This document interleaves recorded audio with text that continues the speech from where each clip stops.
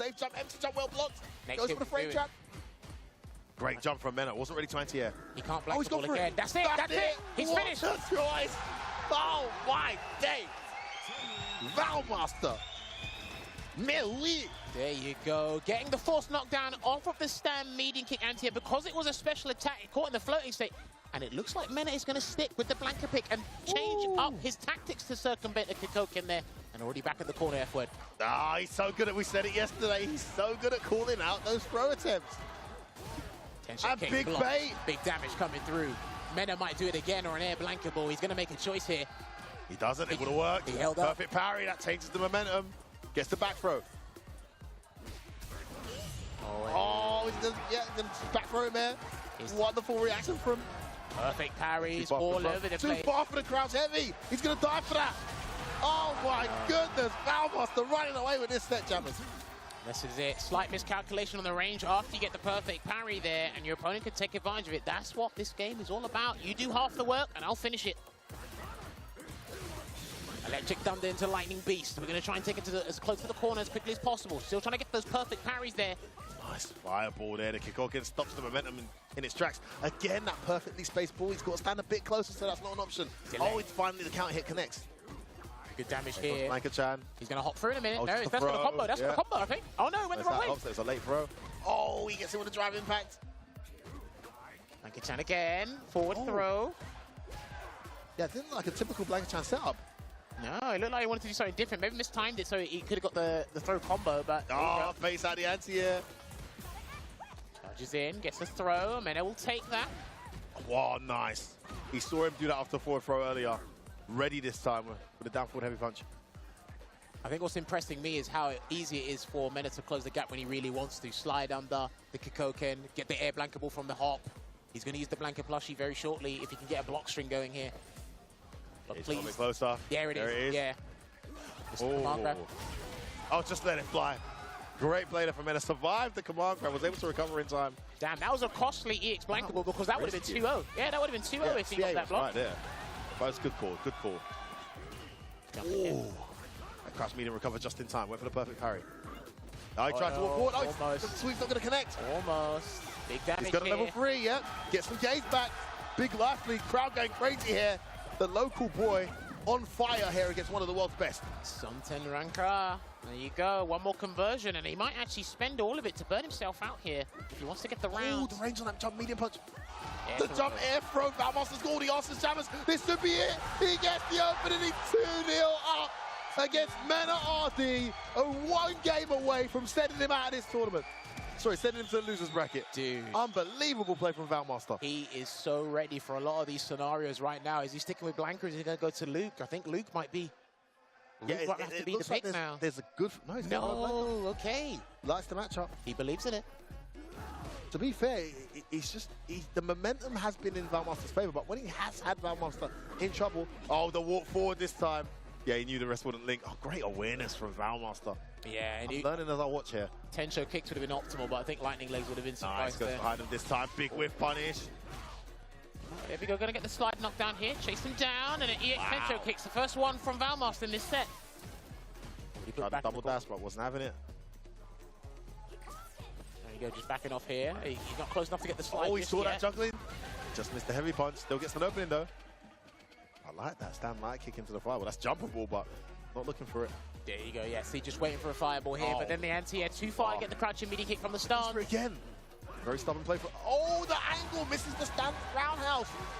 Oh, is that it? That's going to be it. He might not even need level 1, though. He will need Kikosho to help him out here. And that puts Val Master at set point here. His anti-air juggles and willingness to burn himself out just to take the round, to get the advantage in this set in its entirety, has been nothing but stupendous here for Val Master. What a jump in there from Mena. It was a punish counter. It's a great jump angle from Mena, as you said there, Jammers. What a performance from Val Master so far. He's waiting for the fireball. He's waiting long enough. Correct. He's had the reads on these attempts to apply pressure from Mena RD. Now again, he's slowly but waiting for the fireball to slide under. I think he might have to take a risk with the jump. Oh, yeah, great there's jump the jump. in. There's the jump. What angle. Tries to bait out the anti-air, doesn't come. Oh, he baits out the... Oh, the jump out! Slide again. He lands the Kikoken punished. Here we go, level 2. Just gonna have to hold it here. Oh, He's got to be careful. Nice. He knew that he's on burnt out. Horrible situation here. Gets hit by the overhead. This should be the round. Oi. Mena RD not going down without a fight, Headjammers. And the combo was not even finished yet. He still had a little bit more to go. More to go. Still match point here, or set point I should say, for Val Master. He's got 2 bars, so I think as soon as he gets the hit, he wants to take it to the corner as immediately as possible, or quickly as possible, I should say. Yeah, okay, could have punished that. I think that is negative double digit. Yeah, level 2 could have punished, but I don't know, is it? Is it worth it there? Yeah, exactly. Would have had the corner, maybe. No, again, he's done it. It's just that distance that Val Master standing at leaves him susceptible to that option. But then you're scared to stand closer because you've got less time to react to the bouncing ball. Oh, watch the jump what a in, jump. and the crouch heavy reaches this time. We've been talking about this all weekend, about the bad fireballs from Chun-Li play. Chan just jumps out, he makes the right call again. I can't believe how many right guesses these gets. On Mena RD's offense. Too far, he tried a micro walk, I think. Saw that, yeah. Yeah, I think he tried to do it before the stance scans, I'm not sure. Mena RD's cornered here. Remember his set point, Val Master back throw? Oh, and that reset the scaling. Yeah, that reset the damage scaling. That was genius. What was that? Oh, he threw him out. I think that's an accident. Oh, that's it. That's going to be it. Val Master's going to take it. He's going to beat Mena RD 3-0 in the winner's side and secure his place in the winner's final. He stands up and acknowledges the crowd that's been behind him. Didn't work out in that scenario. Chris T was looking like he was in rare form right now. I ain't gonna say rare form, but that's the regular Chris T action that I'm used to seeing. And now they're sitting up another strong heavy hitter with Xiao Hai versus Punk.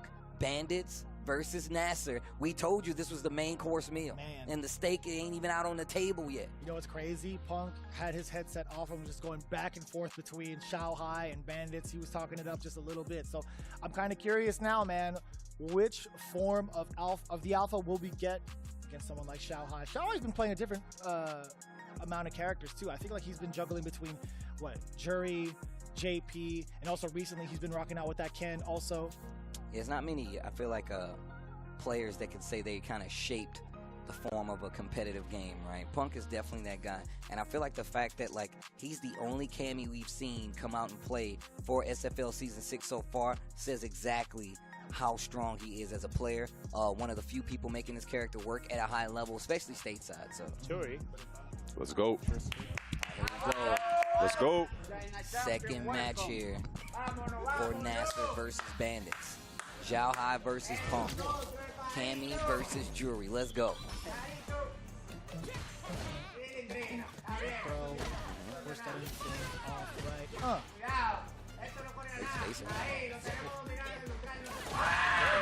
That's one of the biggest approaches that I wanted to look at. Xiao Hai does have a reaction against the dive, which is going to be a pretty important tool in your repertoire to stop Punk from harassing you.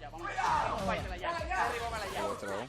Dive kick, makes them both with, but gets the counter hit. Punish counter hit on top of that. Even though he kind of like scoped the fact that the jump was coming by walking back. It's kind of hard from that angle. I don't know if the jump medium can successfully get that anti-air or even that was a little funky. I think it just stopped the or I ate the input yeah, because of the job. right. That's what I was thinking. Exactly. Takes the charge. Has two of them, gets opened up. Speaking of two of them, 2 bars on the side of Punk. We're going to have to teach her how to walk again. Burnout. Yeah. It's a lot of physical therapy. Oh, boy. Enjoy the what? Enjoy the First round. Making the right decisions on defense, playing the patience against Xiao Hai. Again, he talked about emphasizing or exposing the weaknesses of a lot of the players here. Taking a great mental note to do just that. Oh, it's real scary to look at. Oh, yeah! I forgot about it. Haven't seen it in a while. Air throw looked real good. First time that anti-air, I feel like, didn't come out. Punk's content, fighting his ground game, trying to get Xiao Hai to hit a button. My man is not budging. Try to get a button out of Xiao Hai again. Xiao Hai with the drive rush finds a successful series 2 times over, and look at the carry to get to the corner. Level 3 is there. So if I'm Punk, you better be careful. I'm going to try to close it out without it though, right? Escape Xiao Hai great. with the control. Let's go. This is going to be tough. Level 3 on the side of Xiao Hai. One big combo could lead to explosive damage. Punk sitting on 2 bars as well, but so far, I think Punk is starting to show signs of wanting to play the ground game a little bit more. The air approach has been starting pretty consistently from Xiao Hai. Are we going to see the level 3? No, not just yet. He wants that corner position in first. I'd imagine he's saving it for the big throw. Wow, and just holding back in a lot of instances. Oh, got it. Punish counter this time around, side switch. Remember, the reactions to the dive kicks have been pretty spot on for Xiao Hai. And I know Punk is second guessing some of that entry using the dive kick. Wow. Catching the legs, walk up throw, Xiao Hai.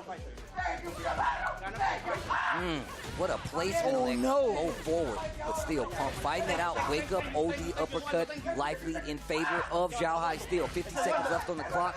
Trying to scout a fireball. Once again, Xiao Hai not giving it to him. Up until that point, man, he wasn't pressing the button. It's okay. To a lot of what Punk was delivering to his doorstep, but the one time he did press the button, look at the damage, and he just dropped off. That was nasty. The engine. Are we gonna see the engine? Neutral jump from Punk. Are you nervous, Xiao Hai? Oh my God! You're playing America's best!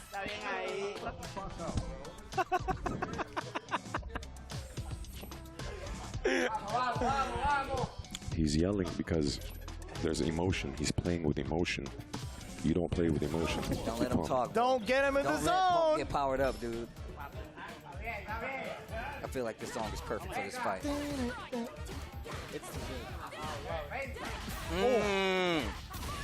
Fishing with the stand. Fierce. Wow. Finds the recovery. On top of that, didn't get the combo this time, though. Didn't get it that time either. Oh, that's gonna be. Yo, we're starting to see the mental get affected, right? Punk makes a decision. Uppercut, looking forward again. Yep, this is it. We talked about one of the biggest issues that Punk might have, and it's Let's go. You see what I'm saying? Chris, Don't let it get to your head. Don't let it get to your head. wisdom, man. It's like a NASCAR pit over there.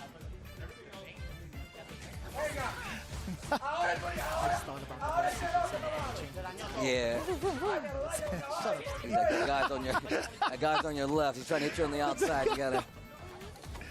Man, all right. again. Why Do it combo when you again. can throw over and over again? I do appreciate that. Stagger with the lights. Uh-oh. Oh, you bait me. Uh-oh. I Do it bait you. again. And guess what? It might be a perfect. You kidding me? Damn, that was optimal. There was no usage of the super. I would imagine, I was just going to assume, was like, does he have enough in the uppercut and say, finish that? Oh, looking for the throw. Wow, what placement on the dive kick. Another punish counter. Look at the damage you get off of that. No meter needed. He's shook. He's got Xiao Hai shook. Stand strong, finds the mark. No. Level 3 on top of it. Yo, no double P. Though. Oh, no. Not the double P, though. Don't let him go to that level. Xiao Hai with a wry little smile. The double P. Look at Pop Ball. Look at Pop Ball. Yo. Damn, with a double perfect. What is going on, everybody? Welcome back to No Neutral, where we discuss all things Street Fighter, CPT, Street Fighter League related. I'm here to talk about some Street Fighter, Rob. Rob, what are you here for? Bro, listen, I'm telling you right now, Brian. It's all about this Capcom Pro Tour. And I gotta say, man, find me better Street Fighter. Find me better. Bro, my bad. It's the bees, bro. It's turning me into something. I don't know. The spirit of Steve is taking over right now. What is going on right now? I'm not sure. I need to take these off, bro. It felt kind of nice, though. I ain't gonna lie to you. You're dropping the official Street Fighter League slogan right there of "Find me better Street Fighter," and suddenly you were looking a little bit different. I don't know. I love when Steve does that, bro. I'm not gonna lie to you. My man got catchphrases and everything, bro. We need some catchphrases. I kind of got a catchphrase, Brian. What's your catchphrase? See? Anyways, Street Fighter League. See? That's your problem. That's the problem. That's the only thing you're missing. Listen, don't try to make me have charisma here. That's your job. I'm just here to nerd out about Street Fighter. I didn't sign up for being charismatic and entertaining. I just want to talk about video games. Look at him. Look, he's so humble. With that being the case, Street Fighter League United States, we need to get into it. Officially, we are, I want to say, is this the halfway mark or? I know it's week 6. So we're deep into the season. And right now, bruh, I want to start with Nasser versus Bandits, Brian F. Did you see that match? coming into this league, we knew off Jump Street, the two teams with the most ridiculous rosters was Team Nasser and Team Bandits. Gotta say Team Nasser, I would say, is even stronger on paper. Like, why does that team even exist? But Bandits is ridiculous too. They face off. First and foremost, the first match, we had Chris T, who has not been doing the best throughout Street Fighter League, at least up to this week. He goes up against Big Bird. So everybody's thinking, oh yeah, Big Bird's about to win this. Everybody except Team Bandits, everybody except my man's Kaba, who was over there on the sideline turning it up for his boy. Chris T goes and beats Big Bird, and he's wilded out the whole time. I think that already had Punk like already a little, you know? Right. But then what happened after that with Xiao Hai? Xiao Hai said something to Punk, didn't he? A little surprising. Yes, I guess this is the one thing you don't want to ask Punk before a match. Well, yeah. It's like maybe you didn't even realize it was that one thing, but after seeing this, you realize this is out of your vocabulary when you're around Punk. He made the fatal mistake of asking Punk, "Dugod, are you nervous?" And those were the three worst words in that combination to any human fair, could have possibly chosen, apparently, in that moment, because what followed was not expected. Yeah, man. So now, boom, Punk versus Xiao Hai. They go ahead and scrap. As soon as Xiao Hai said that, Punk didn't say nothing back, but he just like kind of, he was taking it back. So I didn't even know how much it affected him. But then he goes and he wins the first game. He pops off crazy instantaneously, Brian. Have you seen it? It was ridiculous. He go, what'd he say? He said, "Oh my God, you playing against America's best." F out of here. I loved it. It was phenomenal. Goes ahead up 1-0, and then at the end, he beats him. He gets up, goes crazy. This is the thing, bro. Then, of course, the post-game interview. We got to talk about that, too. But one thing I really like, when Big Hollywood was popping off on people back in my competitive days, bro, I, generally speaking, would not pop off on any of the Asian players. But not from, like, just from the cultural difference. Right. You understand what I mean? So I like that he was equal opportunity with it. That was interesting to see. You don't really see that. I mean, with Xiao Hai, let's be fair, there has been a history of Xiao Hai being a little bit more willing to engage in some chest beating, some ego flexing behavior with other Americans, right? So it's like you said, he kind of fired first, right? He did. So some other players, you might give him the benefit of the doubt, like, did he mean it that way? But Xiao Hai, I feel like, he meant it. He knows what he's doing, and Punk knew what he was doing as well, right? So I feel like it was open season, and he set himself up for that. The gambit of trying to throw Punk off his mental game, because Punk is an emotional player. But those emotions usually work in his favor, because he likes to tap into that ego, and that's what fuels him, right? He knows he's the best. He thinks he's the best. He makes it a reality every time, and so that's what fuels him. The times where it's worked against him, I feel like, are more matters of circumstance and the weight of the moment, and it doesn't come from a player trying to puff their chest up and make it that. It comes naturally from the moments, like when going up against Tokido in grand finals. Did Tokido go try to get in his head? No, the moment is what naturally occurs. He did the taunt.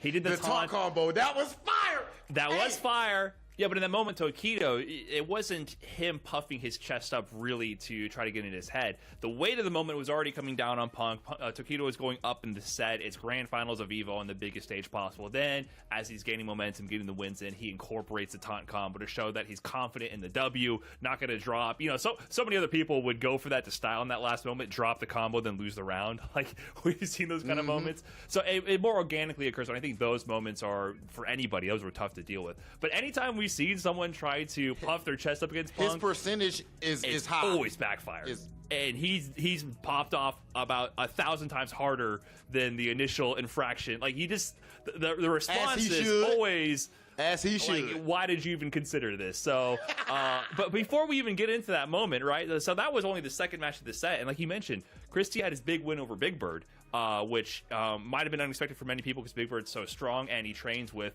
the EVO champion Angry Bird, playing Ken day in and day out. But the next match, we had another rematch of the EVO Grand Finals between Mena RD and Angry Bird, and of course, it has to go down to last game, last round, and there was another competition in terms of the Papas, right? Kaba and Punk was wilding out back there, bro. I don't know if you see where so Punk is going crazy and stuff in response to Kaba, and then Angry Bird turns around and tells Punk to be quiet. Like Angry Bird, he was like, "Oh, my bad, Angry Bird." Because as soon as he wins, my bad, champ. My bad, Evo champ. As soon as Angry Bird wins the first game, Punk is like, "Kalo K," like speaking to Dominican and everything. Yeah, so the energy behind that match was fire, bro. To me, and then of course Angry Bird did end up going and taking the win over Mena again, like you combo said. Conversion. I mean that heavy kick punish counter into the full extension. I think he dumped all 6 bars on the EX Dragon Lash. Manually timing all those extensions to get the combo into the level 2 at the end. I mean, it was just a sick combo. I mean, it takes a lot for me to be impressed with the Ken combo, but to convert that right there and to optimize it. Last game, last round, when Mena RD was on the verge of winning, I think he was up the first round of the last game. He was on the verge of winning twice, like very close to winning that set, but to clutch out and pull it back like that, that's the Evo champ right there. Amazing Street Fighter. But then that's not even like the opening thing that we're talking about with this match, overshadowed by what comes next. Oh yeah, and then after that, of course, Big Hollywood goes out there in a pristine green jacket, and I go talk to Punk the God, and my man's immediately lays into. Now listen, some people in chat say Big Hollywood trying to stir the pot. That's cap. I would never do anything like that. I want straight peace, no drama. Punk immediately goes and says that Xiao Hai is the worst player that he has ever played in the history of Street Fighter. And he was like, I know it sounds like I'm exaggerating, but he said, no, he is honestly the worst player I ever played. He said, I don't even try playing against him. And it hurts for me to even repeat these words. He said, Xiao Hai is good in another game, not this game. He said he'll never let a part-timer beat him. He said will beat him in Street Fighter 5, 6, 7. That's fire. That's fire. I really, because I think there is, to me personally, that is an added pressure. When you have a top-level player from another discipline coming into your game, asking, are you nervous? To me personally, I'd be like, yeah, man, I'm a little nervous. I don't want to lose to you. I play this game full-time. This is supposed to be my game. I don't want to drop a set to you. You're a fantastic player, but I kind of get where even Xiao Hai is coming from. Because Xiao Hai for years he's played Street Fighter very heavily. Let's not get it twisted. He's been in Capcom Cup multiple times. He was one of the best Street Fighter 4 players, one of the best Street Fighter 5 players for a time when he focuses on it. But in the meantime, he's winning Evo championships in other games, right? So this guy, he's got it. He's very good. Regardless of what Punk says, I'm going to go ahead and take the jump here and say Xiao Hai is an amazing fighting game player. Yes. Okay. But yes, I agree with that discipline. And to have the confidence to say that a part-timer can never beat me in my game, that takes a lot of confidence. And of course, Punk's got it, and he's got the skills and the results to always back that up. So that's bars from him. Yeah, so I just want to, overall on that, we don't have a horse in the race. We just like seeing great Street Fighter. So props to Xiao Hai and Punk. Props to Team Bandits and Nasser, because the most important thing there to me is that that's what the FGC is about. That's one of the things. I'm not saying it's the only thing, but it is very important. I don't care. We need the chaos. We need the storylines, the hype, the drama. That's what we do, bro, before all of this big flashing lights and all that. So that was fire. And the numbers and the chat moving fast and the tweets going viral is proof of concept. That's what we need, bro. So that was hype. I love seeing it. Outside of that, just to quickly touch on the other storylines that we have going on, Team Endemic. Did you think that they would struggle so much so far? I felt like, looking at the roster, all respect to them, it's a lot of my former CLG squad, I did feel like they were the underdogs in a lot of this. It's an all-USA roster minus, like, the AAA All-Stars, right? So I love the fact that it's an all-USA team in Street Fighter League US, but, they don't have a Knuckle Dew, they don't have a Punk. So they were, trying to put together a roster from some of the top-level talent besides the top level, right? In all respect right there. Yeah. So they had, the cards stacked against them right from the get-go. Did I expect them to do what they're doing now, 1-5? No, I thought they would be able to clutch out a few more wins. Christy CH has been in this position before. CLG nearly qualified, through Street Fighter League US last year against all odds in a similar situation. Yeah. All USA team when no one believed that they were going to get that far. They made it to the finals before dropping barely to UIU at the very end, taking out Team Bandits in the process, right? So I thought maybe they'd be able to pull it off again this year, but so far it hasn't happened. I mean, I don't even know if it's mathematically possible for them to make the playoffs at this point. I think it is, but it's not looking good. It's looking long for man. But I would love to see the USA team make a miracle comeback against all odds at this point. Yo, and I just want to make sure we do before we close this out, give a special shout out to Banana Ken for real on Red Rooster, because my man's is on like he's in the MVP contention with how nice his JP has been, even in the mirror matches with VX Battle, these guys. He's looking absolutely insane. Oh, and just the last thing, just so that people are all caught up as far as the storyline, how deep NASA versus Bandits is, because that's the most hyped storyline right now after what just happened. Bro, please remember, last season on Street Fighter League, they also were one team. It was NASA Bandits together. It was Kaba, Mena, and then Angry Bird and Big Bird. So they split up now. They respectively have the best teams. They're yelling at each other and having the most hype matches. Angry Bird and Mena are playing in an anchor spot and going down the last game, last round. You only get stuff like this at Street Fighter League, so make sure y'all are tuning in every single Wednesday at 4 p.m. Pacific time. But as amazing as Street Fighter League is, today we ain't here for that. Today we are here for mano y mano, the best versus the best. There ain't no help, there ain't no backup, and we have one of the best regions in the world, one of the most hyped CPTs. Let's get into top 16 for CPT France, Spain, and Portugal.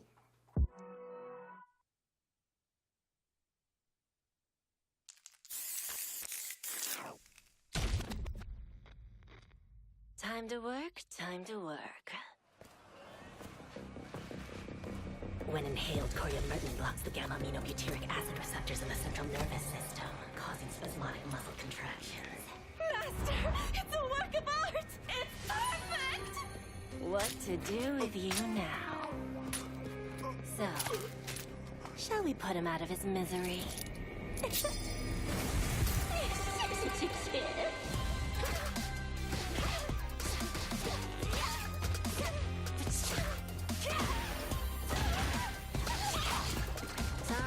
Some experimentation. I bet poison would work wonders on you.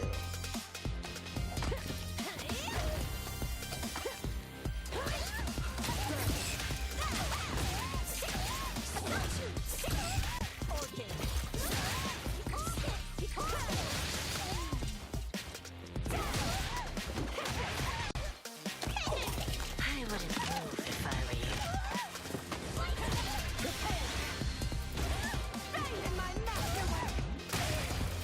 Poison's on the menu.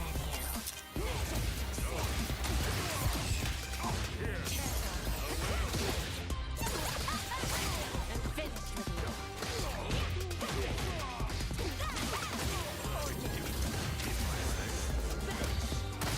infantile. I have you. It's over.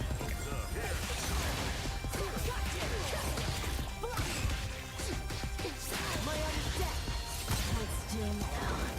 Here, there, then here, and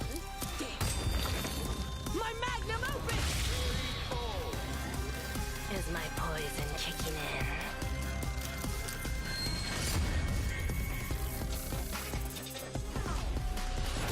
Street Fighter 6.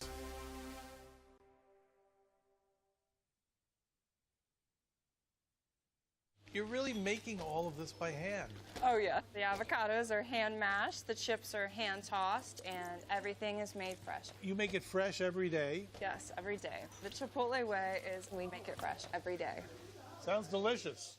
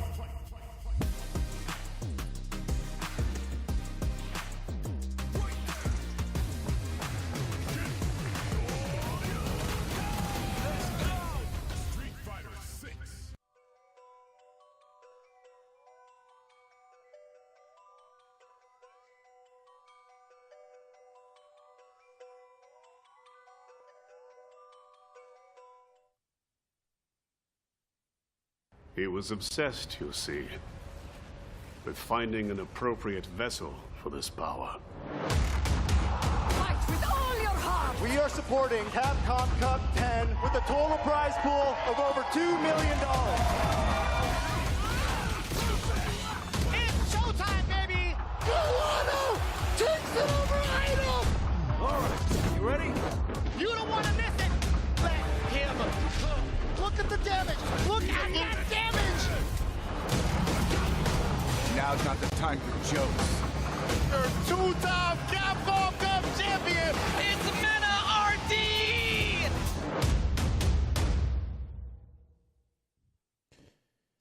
All right, we are back here for another CPT Online premiere here on the circuit to find out who will qualify for the finals early 2024. We'll talk about the dates and the venue at some point during the show. But hey, I'm back in the West Coast once again to do some commentary for you guys. But alongside me, we actually got robbed of our right of doing this last year. Yeah, that's right. We did. But now I've got the pleasure of sitting next to you again. One of the most hardest working men I know, just in the FGC in general, in and out. And he's done one of our favourite commercials. You might have seen it. You might have not. David, it's a pleasure. How you doing? I'm doing very good. I'm very happy to be here. I'm very happy to be commentating with you for real. This time, it's true. You know, something happened last time. It didn't quite work out. I'm glad that it is happening this time. But more so, I'm glad to be commentating here for the France, Spain, Portugal CPT. We have 16 players who have qualified for getting onto the show today. We're started out with over 200 entrants in this bracket. Very strong. Tons of really good players. Of course, this region has had strong players for a long, long time. Multiple EVO champions across multiple different games, not just in Street Fighter. And some of those very, very strong players have showed up big here today. Yeah, please, let's just take a glance at the bracket so you guys can see it here. So this is what the winner's side of top 16 is looking like here. We've got some familiar faces and some new faces for you guys here, but they've actually been doing pretty well in their respective regions and countries, of course. So we'll have Lionheart going up against Joxero. I believe that's how you pronounce it. Probably a combination from the production team to pronounce that throughout the show. But this guy's a very solid JP player from Spain. We've also got Linkexelo, newly sponsored by DIG alongside Cuongster. He'll be going up against Kilzyou, runner-up of this region's online CPT last year between Kilzyou and Crimson. And then we have Kusanagi, changed his sponsor. Interesting. Sponsored by Vitrix. I don't know if that's new. I want to get confirmation on that because he was sponsored by somebody else before. I wonder if it's changed. But here we're going up against Cuongster. Like I said, same team as Linkexelo. Arguably the best JP player in France. We'll get onto that when we get there. And of course, qualify for the finals. One of the strongest players in France, Mr. Crimson, sponsored by Falcons. He is here as well. And he's gone up against Portuguese Menon player known as Yamcha. This guy's been the ripple in the waves in the bracket, David. It's been interesting. Really cool to see him show up, for sure. And then in loser's side, we're going to head down there after we complete that winner's side. Swallo versus Akainu, two very strong French players, continuing with France, as you've seen probably throughout the winner's side as well. RMK Fast and TKR, again, two very strong players. Fast has had some great results this year in 6. Samel already qualified for Capcom Cup, but is in here after he has won their World Warrior. Still playing, though, from Spain. Tomoe Cunha from Portugal, and then down in the last one, Alphen from France versus Shanks from Spain.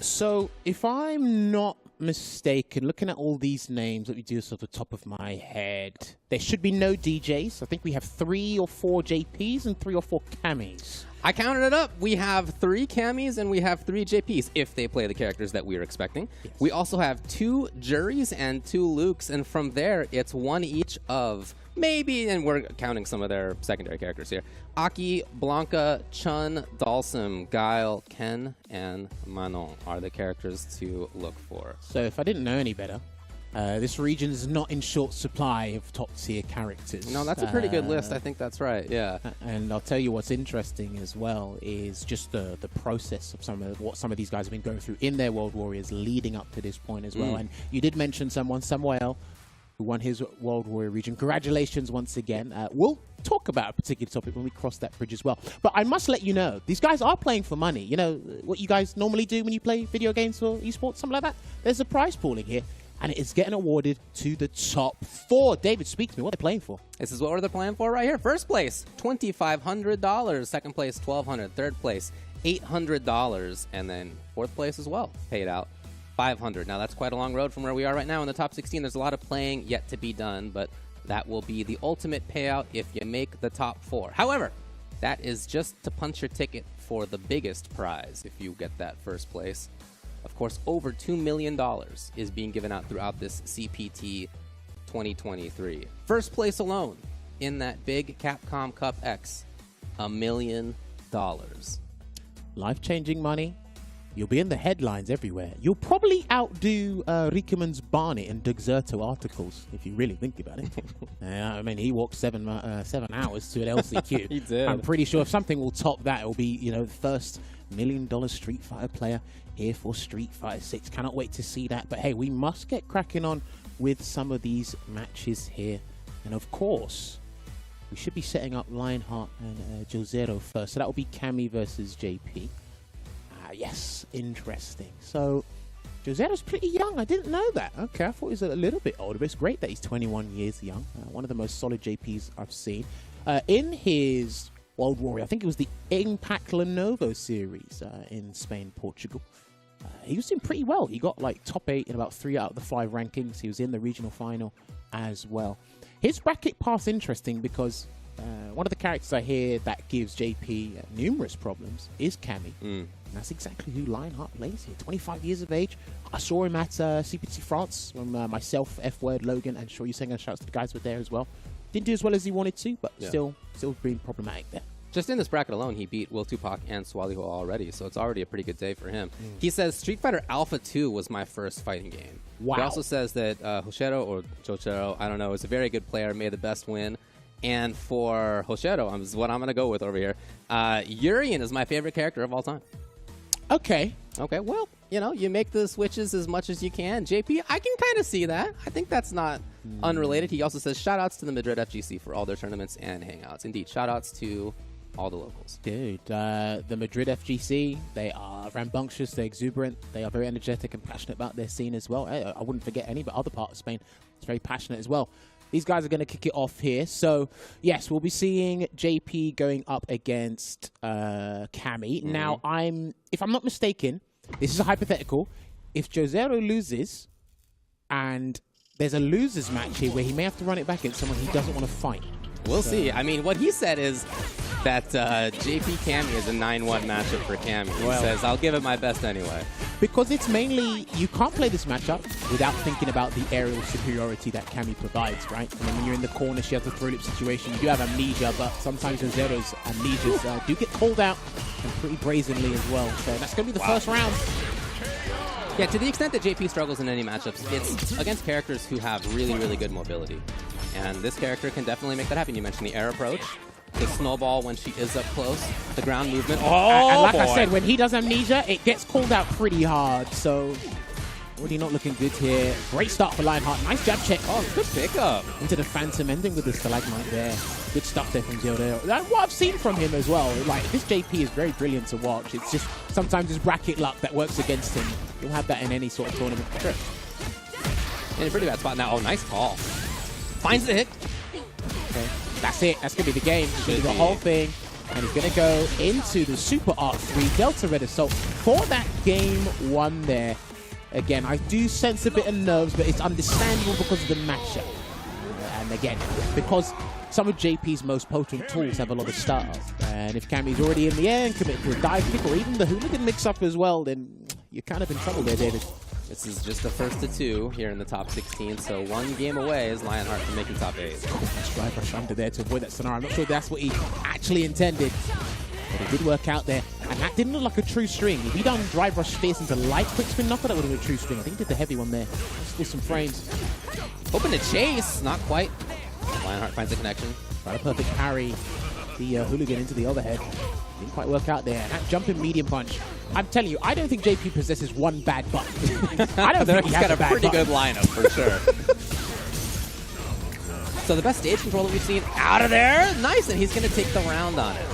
That's interesting because first you'd have to set up the departure, and then if they get antsy, then you just try and do the fake with the teleport, right? But it's all about getting the life lead, forcing the Cammy to be, more aggressive and more impatient. You block on the overhead there into the trade. But Lionheart still being stubborn with that. Gets the conversion straight to the corner. Nice work. Directly into level 2. Side swap. Out of there. Good choice here. Is he going to try and sneak it? No, he's going to go straight for the drive gauge. Yes. This is brilliant because when players have less than 3 drive gauges, and JP's got level 2, they'll literally just go for your drive gauge and snipe it. Oh man, this is great control! He's not going to build the level 1 in time. No. Get out of there. Just like that, Joxero is actually pretty close to getting burned out himself. Yeah, he cannot block. He would really rather not. Here he is. Finally has a bar. Amnesia again, regular version there, David. And a command grab. Wait a minute, it said punish counter. And you do have to test the waters. I'm very surprised he got away with that. I think that's a great time to bring that kind of thing out. You reckon? At what you hope is the end of game 2 to make yourself into the 3rd game. A risk like that is something that most opponents are not going to be looking for. Okay, fair play. I like that insight there. Well, it's one apiece right now, and I'm pretty sure Lionheart's going to fire on all cylinders in one of the aspects that makes this abysmal for JP. He's on the back end right now. Amnesia again. Those regular Amnesias have really been coming in big. He's actually had more mileage from the regular one than the OD version. Yeah. Like in kind of semi-block strings, okay, with the hit connects. Lionheart's up close. Very hooligan-heavy gameplay. He's up close now. He's got the corner. Throwing him in the sand. Oh, he didn't get a conversion. He had the counter hit as well, so I'm pretty sure he could have got like a light kick or something into the swipe. Oh, that's the round. That is definitely the round. He might not even need to spend level 1. No need. Double back roundhouse there. Puts Lionheart at match point. He's trying to book his place in winner's side top 8, David. Some more active start parry. It's covered in time. But another chance. Send him away. Set up the departure again like he did before. He's going to be looking to teleport. Yes, he will. Because it worked last time. Oh, connects. Finds a little bit of damage at least, and now here's the minefield up yet again. I think that's what he has to go for, though. Just get those Death by 1,000 cuts, those snippets of damage, and let it rack up over time instead of trying to score the big one, because you're actually risking yourself losing 40 to 50% in the process of trying to land that much damage. Yeah, like that. Beautiful. No level 3, Saves it. Interesting, yeah. Forward throw. He can actually close this out with a departure if he gets the situation correct. Anything.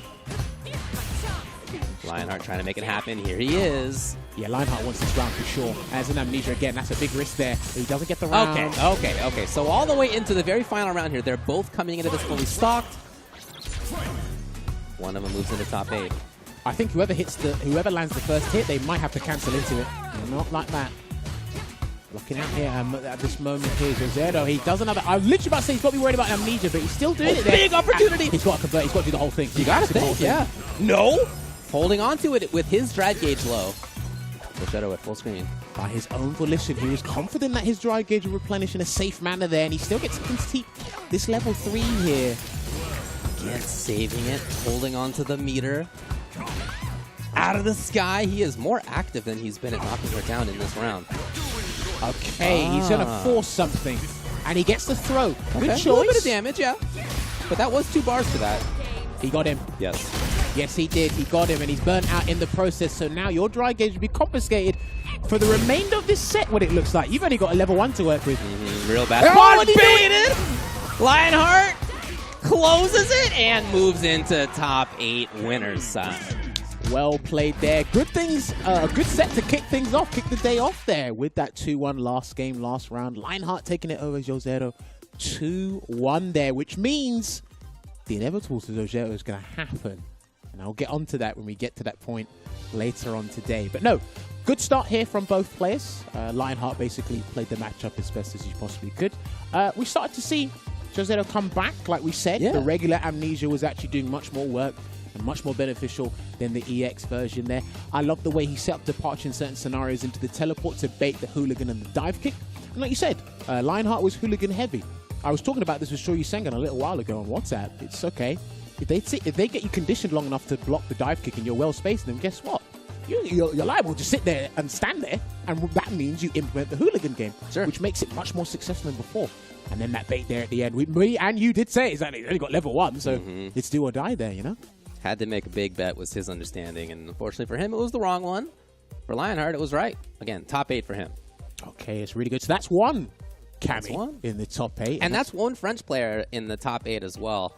In this, I mean, to nobody's surprise, I think, France has 11 players. You'll see that FR on the left side all throughout this. 3 from Spain, 2 from Portugal, but France has shown up big. Well, here's the thing, right?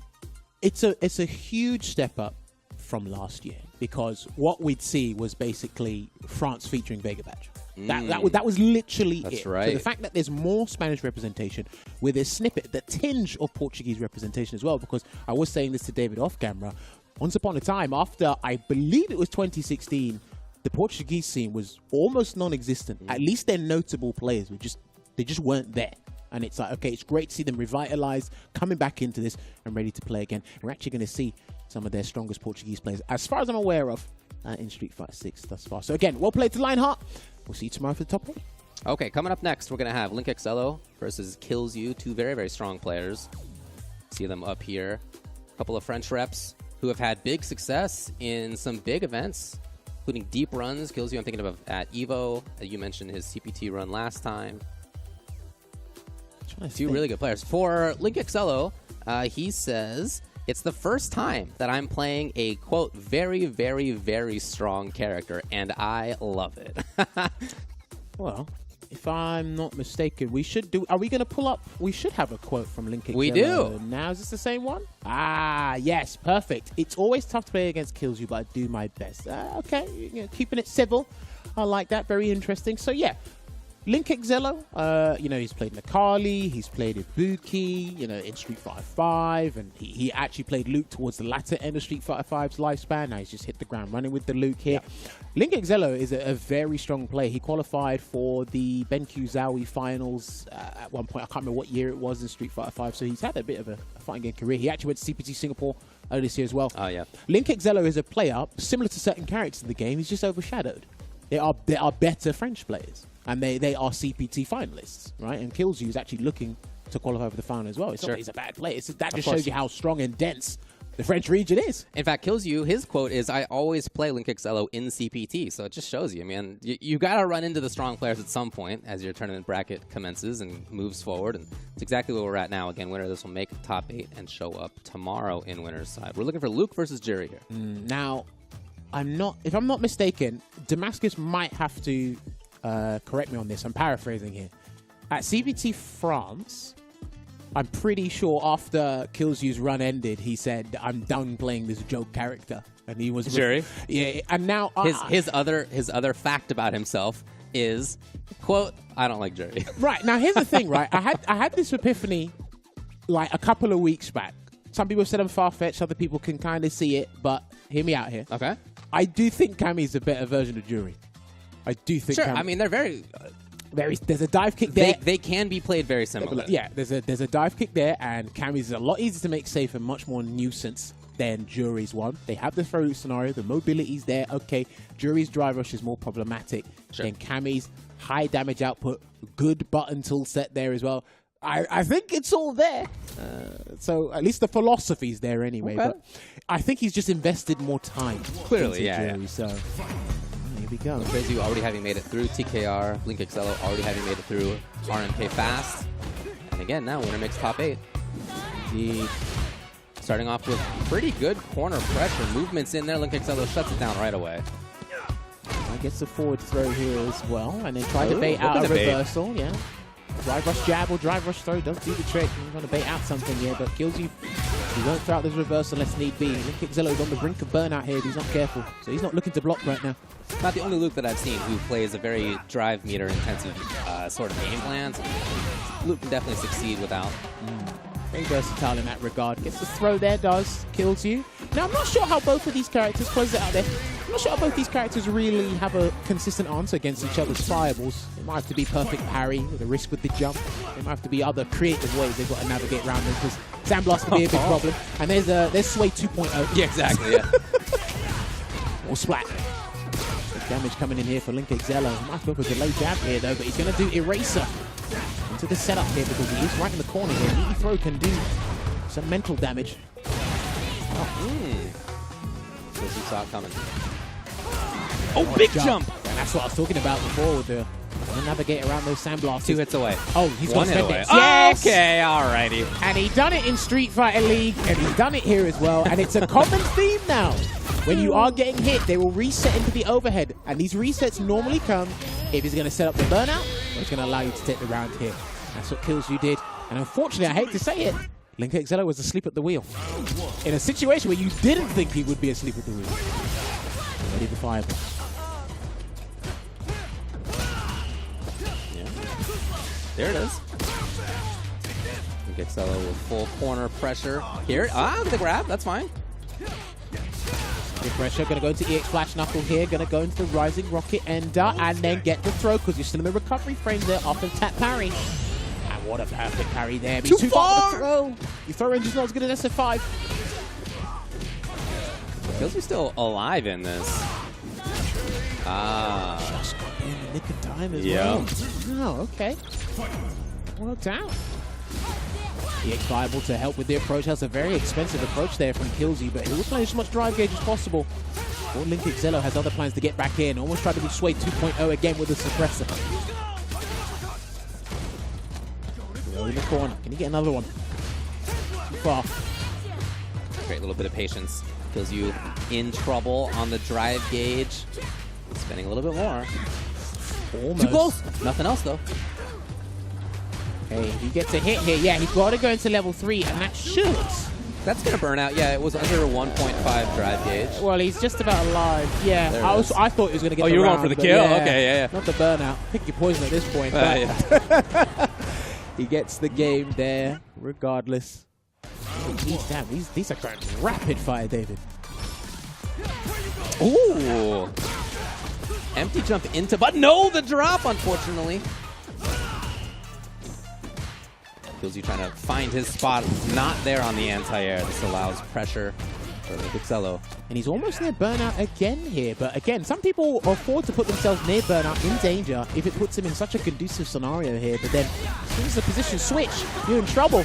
But speaking of who's in trouble, it actually is Kilzyou, because Linkexelo is on match point here, David. And looking really good in that. That was the first mid-screen drive impact that we had seen. Again, empty jump in a down medium punch. One of the good ins out there. Into the corner. Trade it, yes! Okay, charged up. No cross cut there. Didn't want to risk it. I like it. Didn't want to risk it there. And he's got level 2 here as well. Bit impatient with the drive impact, but he could get stunned here if he gets burnt out first. Uh-oh. Kilzyou not quite there in time. However, his DP is. And now he's got pressure. That's the round. That will be the round, because he thought Kilzyou might try to go for a throw, but Kilzyou played it safe, and he wasn't going to DP himself into burnout. That's why I think Kilzyou went for the safe pressure there. Overhead. Denied any pressure afterward. That's plus, yeah, that's a meaty throw there. Punish counter grab. If he gets a hit into level 3, he's going to burn him out. Try to bait a DP. Oh, man, I hate that scenario. If they do the jump fierce, they're in front, but they go behind you in the plus. It's annoying. Careful now. Both of them in trouble on the drive gauge. Also, Linkexelo here, and that actually might be to his detriment. And he will... For the burn as well. Yeah. He's going to lose his drive gauge here. And as Yipes would say, he is now dehydrated. Shout out to Yipes. Yeah, but Linkexelo is a hit away from doing it. No, the overhead again! The same issue as in the end of game number 1. Kilzyou goes back to it and finds success again to move into top 8. Well played there to Kilzyou, booking his place in the top 8, where he will be facing Lionheart in a first to 3 to kick things off tomorrow there. Unlucky to Link, showed signs of life. Really good start there. Almost was able to execute it perfectly. But unfortunately, as David said and alluded to, which we'll see it in the highlights in just a few moments here, great start, but the killer moments was those drive rush cancels into the overhead. And usually what's happening now is how the drive rush metagame is changing. I actually need to redo my notes on this, right? Because we saw Linkexelo do drive rush and suppressor. That's a good way to stop drive rush checks. Then what we saw from Kilzyou's end was, all right, I'll just combo into you, and I've identified that I've got level 3, and I know this combo will take me the round. I'll just drive rush into overhead. And I tell people this all the time.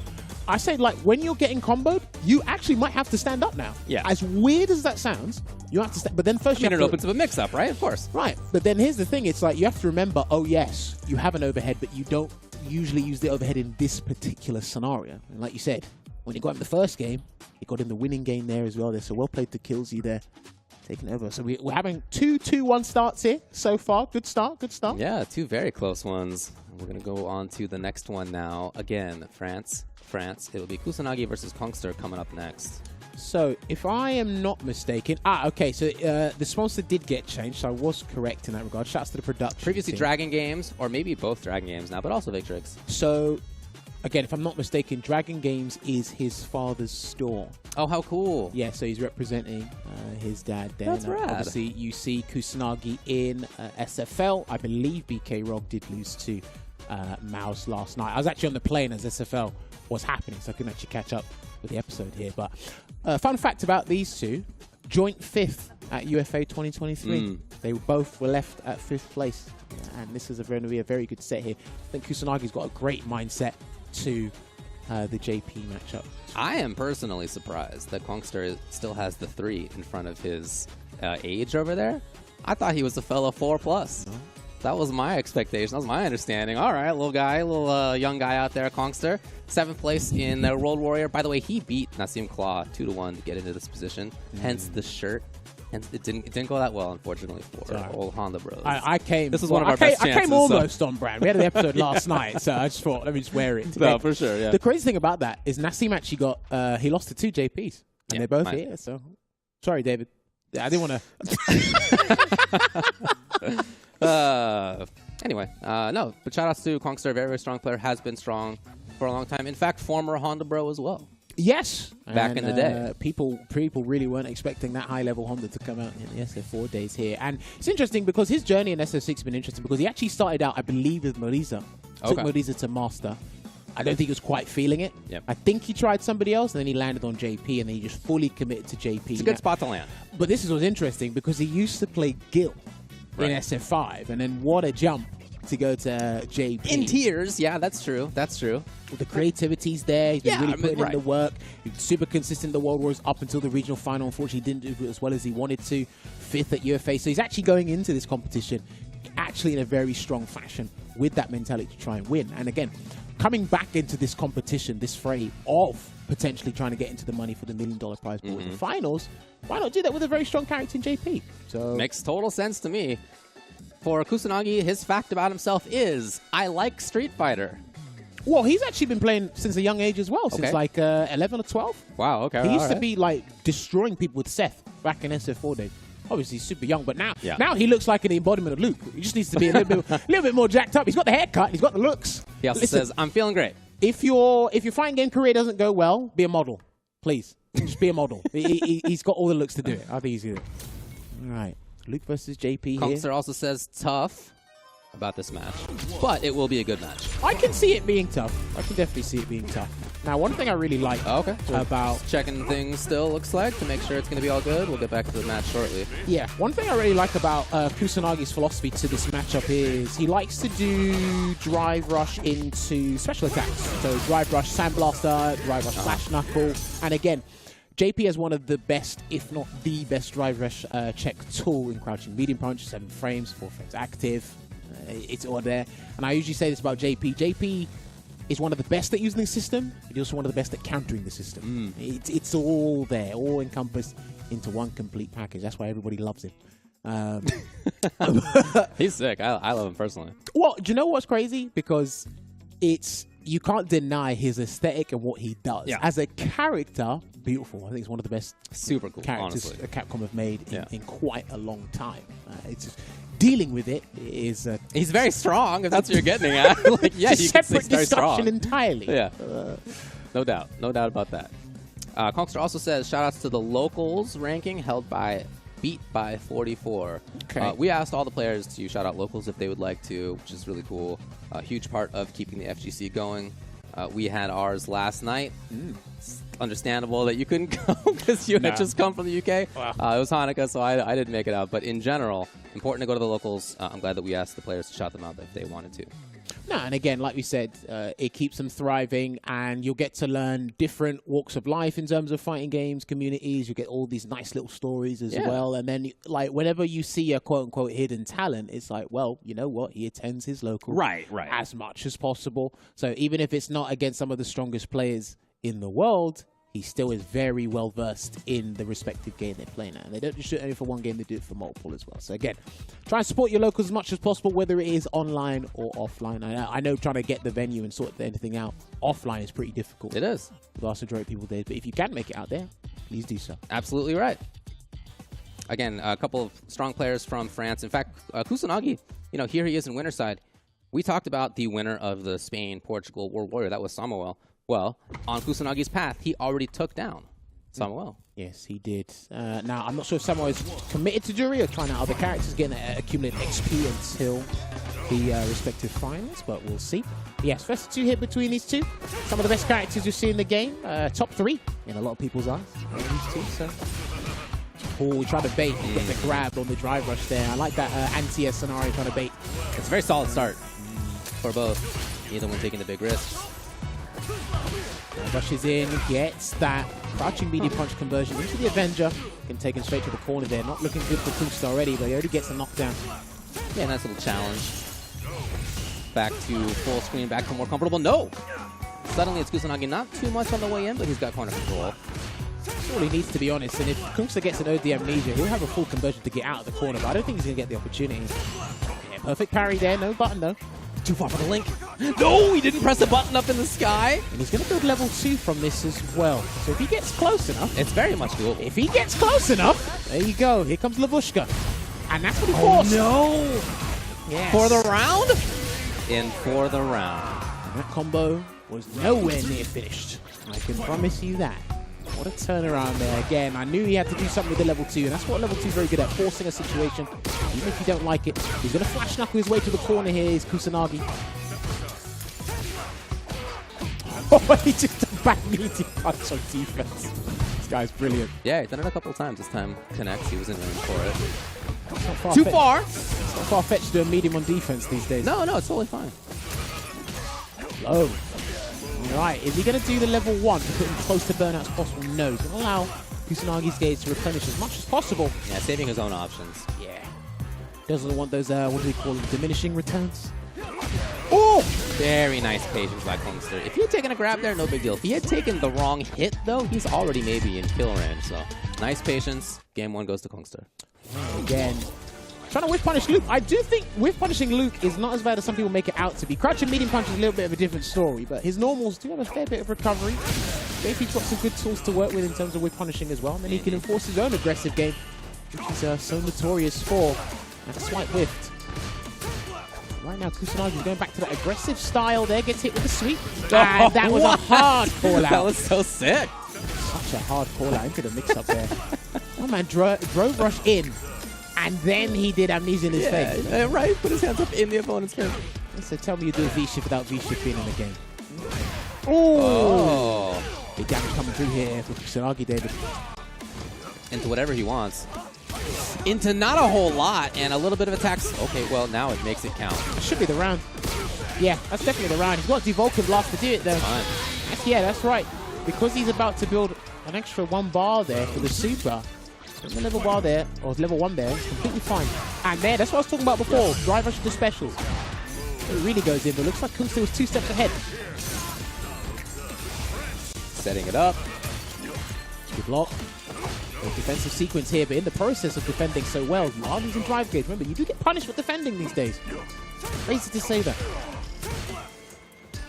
Just rolling it out here, and there's a big thing. One of the things I find in Luke's matchups, especially against JP and Chun-Li, is when he jumps. That's what you really got to watch out for, because he inflicts such an abundance of damage. You really don't want to take a jump fierce for the noggin. Yeah, sure. Spending it here. He's been able to go easily from mid-range control to pressure in this round. Kusanagi in trouble. Burnout there as well. We're looking for the round, and yes, Stand Fierce does juggle whether you like it or not. No conditions required. Rush in. Hoping to start it off. Yes. Wants to shut it down right away. Back to where he wants to be, the comfortable spot on the other side of the beach.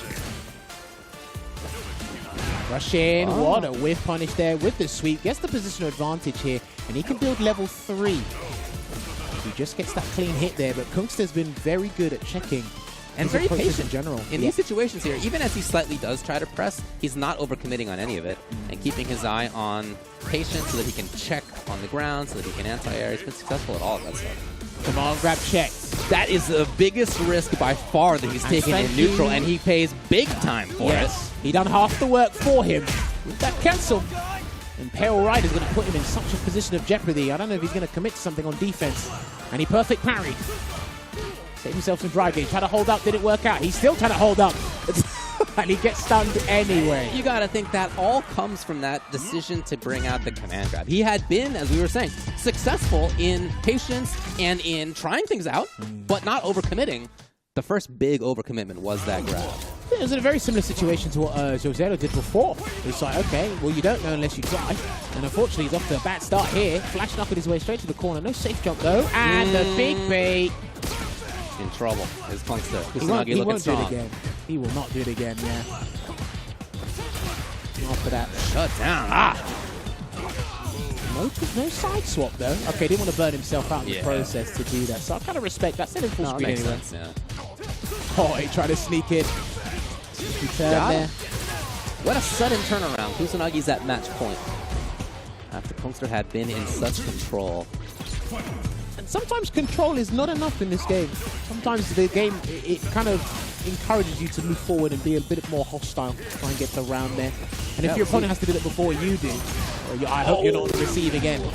As I say that, there had not even been that many spike attempts in neutral, and Kusanagi called that one out as he's got full corner pressure into big damage. Next hit could be for the dub. He's going to dump it all the way into that, and he will make top 8 in winner's side. Man, if you go back to even just 3 rounds before, it was a different story until Kusanagi saw the command grab, jumped out, took that round, breezed through game number 3.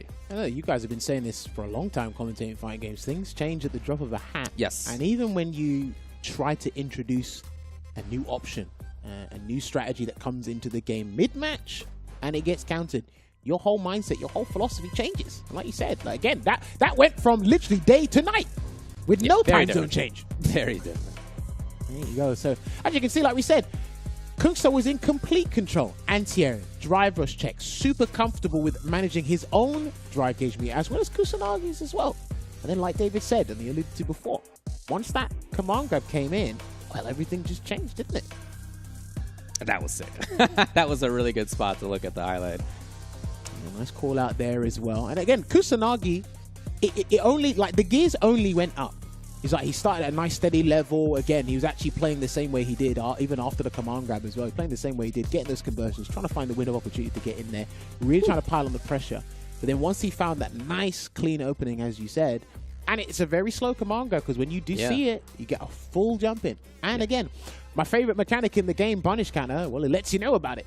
Yeah, it definitely. lets you know about it. So definitely. Yeah, he did that at range, too. It wasn't even like it was point blank where it's tough to react to. At further range, it becomes reactable, and exactly what Kusanagi saw as he jumps over that and into the top 8. So that's what we have so far. Those are our first 3 matches in this top 16. You know, this is the CPT here, of course.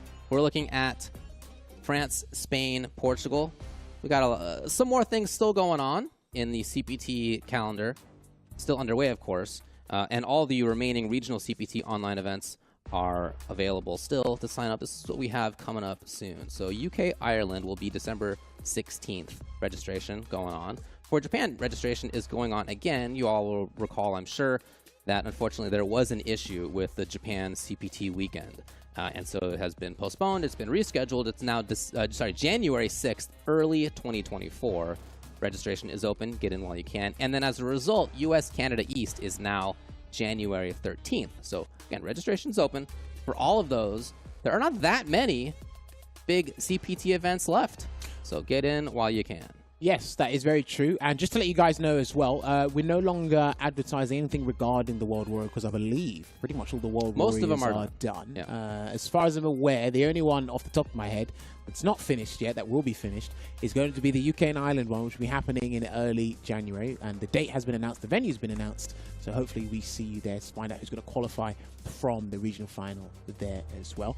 But then, of course, let me not forget, because I am here, right? I had this nice little ritual with Ringe I've never done a mukbang before until I've actually had to come on and do this.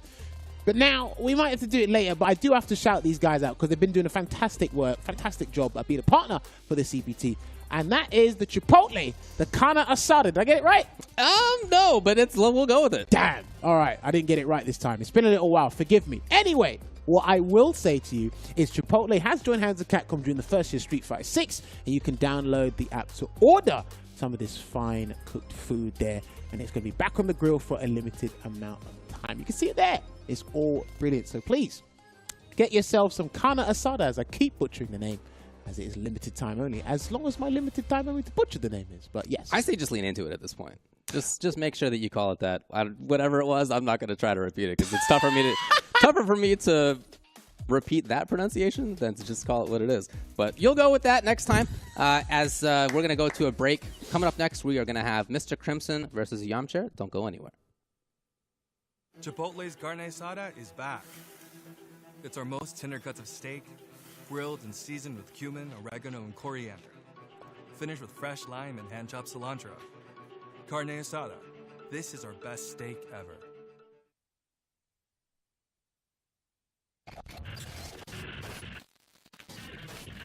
Showtime, baby! Right now. Everyone's ticket for this Capcom Cup is getting a show. Final game, final round! You couldn't write a better story! Get into the ring! God, I'm low. God, my soul. All of my thoughts be dark like coal. Up to the party, y'all don't want smoke. Energize the body, raise up the army. Right now. I'll take on all of you! Right now. I win it all. Right now. I sleep it on. Show me your strength! Feet on the ground, look around. This corner pressure is where Andy will come through. No more games. Time to get serious! Mena RD taking it down defensively against the biggest threat thus far.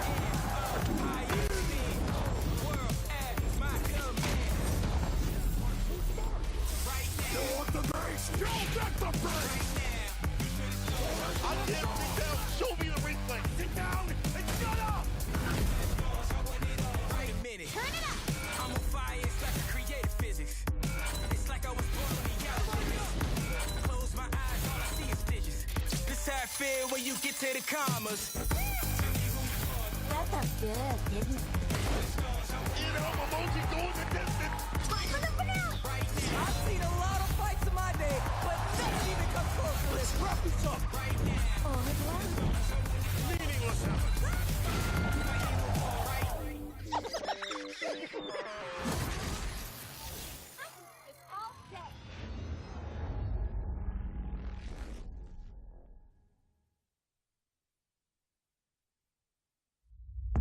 Let's get this mission started. is your Capcom Cup. He is your 2018 champion. We got more Street Fighter League. I know you can smell the tension in the air. We back in the field, back. We ready, it's time. Ooh, punish counter. Inside of the huddle, you know that I grind. A dangerous smile, a weapon of choice from pushing the line. Season after season, it's only gotten better. Big Bird in trouble. My game is number one. Bet it all, give me my cash. Supreme game, can't stop it. Take off like a rocket. Break it back, don't bend mine. I'm the one now, you can't hide. What an upset. What an upset. Fight with all your heart! This is our moment. Nobody saw this happening. I dare you to find me better Street Fighter. It's time to rise. This is our moment. This is our time. The time is now. It's time to rise. It's unprecedented and unpredictable. It only gets better. All or nothing! Straight to the This is a different Chris CCH. I don't know who this young man is. Time to we ready to never. The world is watching. The time is now. No other option. No other way. Play to win the way that we play. My man looks so happy. In front of the pack. Leading the way. It's time to reign. Bird's momentum, his speed in general is so hard. Into the bottom, ain't nothing to fear. We running the game. Mena RD taking it down defensively against the biggest threat that we've seen thus far. This is the hardest season of Street Fighter League ever. Doing it for the time. History in the making. This is our moment. Yeah, this is our time. This kid is ridiculous. This kid is ridiculous. This is our time.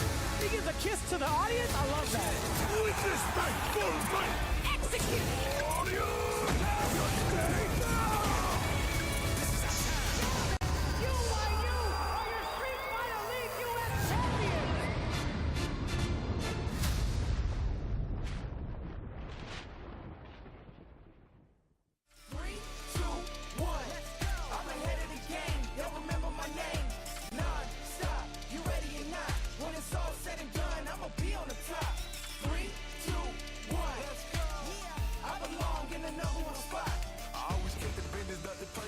Always see nothing, I just barely scratch the surface. Throw me in the rain, let me do my thing. Thought they hit me deal, fight it through the pain. When I'm in the zone, I ain't never say much, but you see me up top. You see my numbers healthy, the pressure don't stop. Until I'm in the top, see the bottom seats watch. They don't want to see me flop, but I'm stepping on them, watch, let them watch. Born ready to fight. This is my... I am standing next to an Evo champion, an all-time great. So it's Street Fighter 6 versus Street Fighter 5. First off, bro, we gotta talk about just the gameplay. Yeah. Well, if you compare with the end of the era of 5, I think the game is way more offensive. Way more offensive. Yeah. Also, we seen Evo has already passed, and we had 7,000 plus people enter Evo for Street Fighter 6. And we also have $2 million for Capcom Cup, $1 million to first place. What is that like for you, man? Like, you know, you're warning, you know, seeing it get to this level. I mean, that's very big. That's very cool for the fighting game, of course.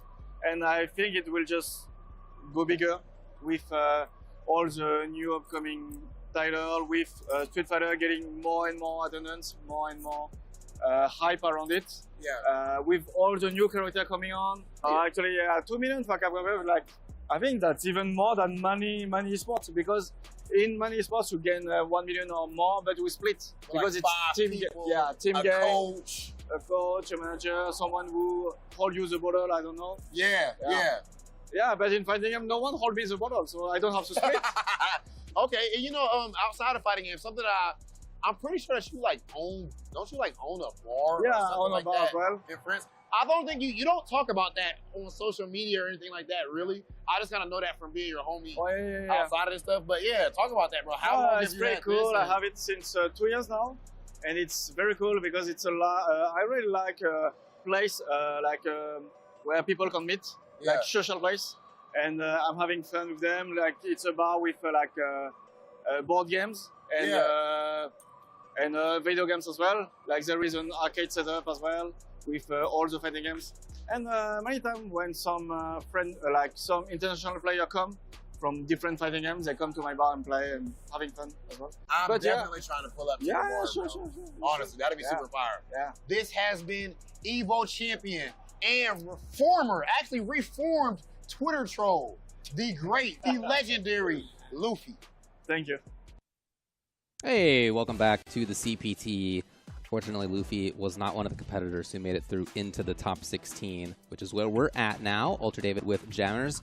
In fact, one of the players who was responsible for Luffy not making the top 16 is Mr. Crimson, and that's whose match we are going to next. It will be Crimson versus Yamcha.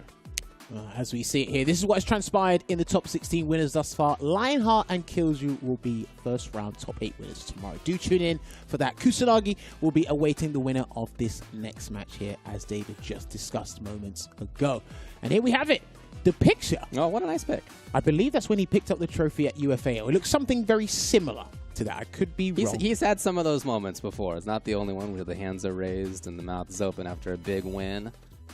Very much deserved. Very strong player. He got second place in their recent World Warrior to Val Master, so still needs to qualify for Capcom Cup. Still hoping to qualify for Capcom Cup. If you saw, I don't know if you saw that regional final where Val Master beat him 6-0. That was somebody who studied Dhalsim and his ancestors and his future his future kids. That was someone who had a vendetta against the character. If I've ever seen one. Yamcha here, pretty interesting because I haven't got much data on him in general in terms of, because he didn't make any of the World Warrior Spain Portugal top 8s. I think he entered 1 or 2, but he didn't make it that far. But sometimes all you need is that one lucky break, and the CPT Online premieres do provide that here. And I believe we do have a quote from Mr. Crimson in regards to his fine form. Let's see. I've never played Yamcha. I know that he beat tough opponents to get here. So, yes. Do you know what? I like that he said this. Because a common, not misconception, a common mistake players make is like, okay, you'll go to winner's final. You have no idea about any information. No character intel, no player intel, no historics, nothing. Yeah. Who is this guy? And everyone goes, I don't know. Yeah. It's like, well, look, first of all, you have to go, well, if he's here in winner's final with me, clearly he's done something right. Not by accident. Yes. Yeah. That's it, right? And from what I've seen before, Yamcha did beat Maldominant 2-0 earlier today. I believe he did beat Shanks on the way here as well. Solid players in their own right from their own countries.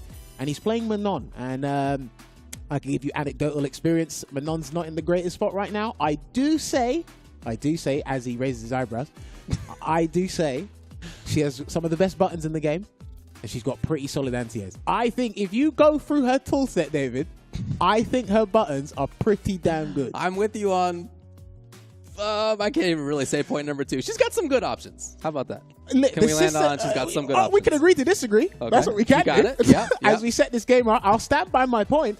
I think some of her buttons are pretty damn solid. She's got some good buttons. I'm not going to deny that. 7-frame medium, stand medium punch obviously being the go-to, and it moves you forward, special cancelable. Stand roundhouse, an annoyance of a poke, very susceptible to DI. Well, again, 11-frame sweep, pretty damn good. Stand fierce, highly hit convertible to supers and the second part of the target combo. Crouch fierce, anti-air. That's stand nice. medium kick moves forward. The list is there. She's got some good options. I'm not going to say she doesn't have some good options. No. Clearly. She probably could use some help, but no, because and this is what this goes into my next point. I'm glad you brought that up. I'm glad you brought it up because this goes to my next point because she works not with this system. If you put Manon in SF5, that's a nuisance of a character. I've never seen one. Well, it's Street Fighter 6, and Crimson knows this character very well. Again, he beat Luffy to get into this position. Luffy had played Manon in that match. He did indeed. So we'll I was watching that earlier. And Random has said, shouts to Random as well. We've seen him on ICFC pretty regularly. Yeah, that's right, yeah. He has said that this matchup is one of Manon's hardest ones. That's perfect carry. He goes for the hit grab instead of the command grab here. Real Oki, but goes to the driver instead. And because Mr. Crimson has not played against Yamcha before, he doesn't know his jump tendencies, how he likes to deal with the limbs. Even if he knows the characters, the individual player is going to use them differently. And that's how the drive system can complement that as well. Still trying to jump in. No kind of hit on the Yoga Lance, though. There's a lot of safe stuff going on from Crimson. He's not taking big risks. Largely neutral play. Big control. Tried offense up close a couple times, but no big risks in doing so. Great block.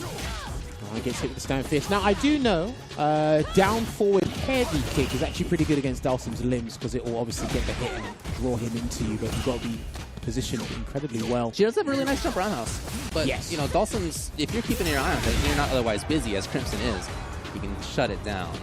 Easily as well. Does the drive reversal to eliminate the mix-up in general here because Yamcha only has Medallion level 2, and that's going to be the round. Okay, it was going to be the round if that Yoga Denied. block connect. Yep. It's the medium Degage. Oh, he should have done the up kick. Here we go. What can he do, though? Overhead. He's going to try and steal some frames as an anti-air there. No command grab, though. He's waiting for a jump opportunity. He is definitely waiting for a jump opportunity. Oh, man. It happens, man. You're right there. It's like, okay, it's pretty tense. Surely he's not going to think I want to jump. No, that's exactly what Mr. Crimson's waiting for. And that's been his gameplay throughout that. When there was neutral, as there's right now, he's not very buttonsy on the ground. Well, the first time he was happened to be a jump opportunity for Yamcha. And as a result, he's got a medal and he's got the corner. Going to have to be a little bit more brazen with those command grab attempts if need be, and then goes under the Yoga Comet, but I don't think he's ready for that scenario. Yeah, Sim has some cool options there for sure. Full punish. No Yoga Inferno to burn him out though. That would have been a good call there from Crimson, but again, playing it incredibly safe. Yeah, I think he's just feeling comfortable here. Again, anti-air into very strong stuff. Into potentially a ton of damage. That's the round. That will be the round. And I do say, oh, no, he's been spent. No. Okay. Slight Side chance. swap. Yeah, he's got to do level 1.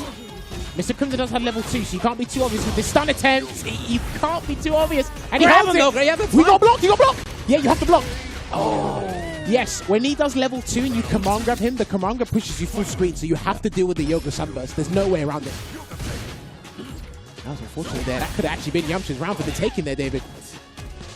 Crimson choosing to go in this time. Yes. Big plus frames after that. Maybe more? Yes, continuing to go in. Almost got it there, but then he goes for the 50-50. Good block there from Mr. Crimson. Huge Gets the punish opportunity. on the drive reversal. Can he hit grab again? No, he's not going to hit grab here. Parry. That back throw there. Mr. Crimson with all the positional advantage he needs. Oh, boy. Punish counter throw. Can burn him out here. Didn't take any risks there, Crimson. Oh, huge chance. And it's still punish counter. That was the medium version of the command grab. That's and four. that was yes. Okay. Into the third round here is Yamcha with 5 medals. And here it is. Threat level 5 and a CA to work with, also Super R3 to work with as well. And can convert into Yoga Inferno. Most of his damage does come from anti-air conversions, I feel, Dalson. Especially the way this game has gone. Yes. Crimson up close. Denied. Yeah, die reversal again. Now he's in burnout here. He's not going to get close enough to do the stand medium punch infinite. Yeah, he's not going to let him in. He's going to have to connect to a normal or a limb or something. Huge opportunity! Level 3, David! And this actually works pretty well because you don't build any bar when you get hit with a super. Yamcha replenishes as much dry gauge as possible. CA. Look at the damage on this. Drive rush in, get in there. 2 grabs from taking it. No, he might get hit again. He might get hit. Grab oh, him. no. Oh, he surely tried grab, but was not there in time. Oh man. Yamcha very close to being able to take the round, but Mr. Crimson gets out and he moves forward and into the top 8. He caught life in those moments, and it was a replica of that scenario that happened before. He was just a little bit further away, which actually makes it a little bit more awkward to deal with Yoga Sunburst in that scenario. Because if you're right up close, just grab. Yeah. Now it's a little bit further away, you could potentially get hit. And because he obviously had an input error with the stand medium punch, it actually put you into danger there. But again, Mr. Crimson did say in his quote, I've never played Yamcha before, and don't underestimate him. Yeah, glass half empty, glass half full. He's probably never played you before. Right. So he has to look at it the exact same way you do. Sure. That's how I'd see it. It's a good perspective. Again, a phenomenal stuff. Very clinical performance here as well. Now, Mr. Crimson, in regards to the players remaining, he is one of, if not the favorite there. And you saw it as the command grab was pushing him away. The Yoga Sunburst came down, and you have to deal with that. I'm saying that from personal experience. That annoyed me in a game there. But then the time where he really built on the momentum and tried to get that snowball effect in a positive manner. Like, again, was that a round too late? Where he got the command grab, then dashed in another one, got level 5 for the next round. Was that a bit too late? I'm not sure. So that's your top 8 on winner's side. Lionheart versus Kilzyou, Kusanagi versus Crimson. It's an all-French affair. It is indeed. Strong representation here is France, showing you why they're one of the most superpowers, or one of the superpowers in the European region. But now, we got to drop down to the loser side of top 16 winners, and we got to start saying goodbye to a couple of players. Don't forget, everyone that lost in the winner's side, they're actually down, but they're not out yet. They still have a second chance, that second win, to try and book their place in the top 8. And boy, are some of these matchups looking pretty difficult. But now we must go to one I've been looking forward to character-wise, which is going to be Swallo going up against Akainu here. Ken versus Guile. And again, both at the same age. I like this. Okay. 27 years young. Akainu, runner-up at Red Bull Kumite, South Africa, earlier in the year. Again, he's one of the best Guile players we have in the European region. There is a question I do have about Guile, but I'll get onto that after we talk about Swallo momentarily. Because Swallo, I've known about him since SF5. I think SF5 might have been his first fighting game. I could be wrong in that regard. Apologies if I got the information incorrect. But he's been on the up and up. He's been practicing with more of the French players. He's been competing more. And by the end of SF5's lifespan, he became one of the strongest Ken players in France. And again, if you're a Ken fan, you never need to worry because your character's always going to be in the game. Yeah. And he always, and almost never bad. Right, there you go. So he's kind of hit the ground running in terms of, right, my character's here. I just got to learn the system, be more comfortable. And he only gets better because of the level of play around him. Sure, yeah. I think his tournament results don't quite speak for themselves. Like I said, like Linkexelo, he's just overshadowed. There's much stronger players in France. Hence Akainu's there as well. But I can't wait to see how he performs in this set against Akainu now. Akainu lost to Beslem, then beat Beslem on his way into this. So good job to him for overcoming that. Swallo down here having lost to Lionheart. Made it through Delta End on his way through into this top 16 on loser's side. For Akainu, we do have a quote. Do indeed. What has our lovely man said? Moppo. Do I have to read? You gotta read it. Mopolapo showed me how to dance. I'll show them in the match, or I'll show my routine in the match. Oh my word! Why did you? Akainu, whatever Mopolapo's taught you, Yeah, I hope it works out. I just hope it works out. I hope you brought your dancing shoes as well. So, yeah. I don't know. At home. He also says, shout-outs to UFA always, and he says, I only have used Guile since Street Fighter 4. I'm loyal. Well, again, it's mostly been pretty good. I mean... There have been some... If you played vanilla SF4 Guile... Well... That was a little on the lower side, but pretty much since then, that character's been fine to very good. Which version with Guile was nuts? Was it Arcade Edition? Not Arcade Edition. Was it Super? Super was probably his strongest entry, yeah. Okay, yeah. Okay, no, I can agree with that. He did play Rashid for a little bit in SF5. Let's not forget that period. Don't worry, Akainu. I don't forget. I don't forget. Don't worry. Now, what's interesting Big here jump. already? Wow. Already a big jump there, but Ken needs to do that in this round. In this Sure, matchup. yeah. If it's not run Shoryuken, it's going to have to be a jump, or it's going to have to be EX Fireball to use the projectile priority system in his favor here. So see how he handles that regard as well. Kind of trying to fake, hoping to bait Swallo to move, to jump. Dude, I've seen a lot of the guys like Knuckle Do, Higuchi. You know, when they use the stand media punch bait, that works incredibly well to get these guys to jump. No commitment by Akainu there. Yep, EX right through. It's guaranteed, regardless of the scenario from the Jin right kick there. Yep. Good check there with the standing light punch. Oh, actually, no, it's a punish because that's -6 if you don't cancel it, yeah. Out of the corner. So Akainu, walking behind the shield. Yeah, great block, perfect in time. And you see Swallo was backing up from the Sonic Cross only because he's in burnout, so he can't really necessarily engage with Akainu now unless he takes Sudden the EX. risk. He was maybe looking for another slow shield setup, but instead it was EX. And I usually equate this to matchups where you can tell who it's in favor of is who spends drive gauge out of necessity and who spends it out of like volition. And, like if Guile spends it on his own volition to maintain and establish control, Ken needs to spend it to get in and maintain that CQC range. Not working out for Swallo at the moment though. Goes the parries. How long can you do that for? Okay. Yes, That's good punish. great. Because the hurt box on Sonic Blade is terrible. Got a little bit out of that. Yeah. Well, okay, not the best, but he's still in exactly where he needs to be. Perfect parried by Akainu. Level 3 as well. Oh no, okay. Going for burn. Yeah. Double DI, it's fine as well. He's going to do as much damage to the drive gauge as possible, but he wants to preserve that level 3. Speaking of which... Oh no. That's not Keep what it up, wanted. though. A grab will do it, and that's exactly where he goes. Good call there, David. Yeah, if the cinematic worked, we would have been in this round a couple seconds Yeah, sooner, right, yeah. but it worked out anyway. Drive rush bazooka knee in there. Is that going to be? Not yet. Might wall splat him, then convert into the level 3. Let's find out. Punish counter throw. Oh, almost got it. Yeah, that was very close. And he's burned just like that. Guile's still a big threat. Can't just approach him willy-nilly. Especially if he's got that back charge. Oh, okay. Sonic boom, and then trying to get a DI. He's trying to get a punish kind of DI here. Not working out here. Oh. We'd have to go the other way for the charge. They didn't get it in time, unfortunately. Swallo on his last legs in this game. One here. That was an opportunity. I think that was probably the intention. He didn't get it, but didn't get punished. And game 1 goes to him.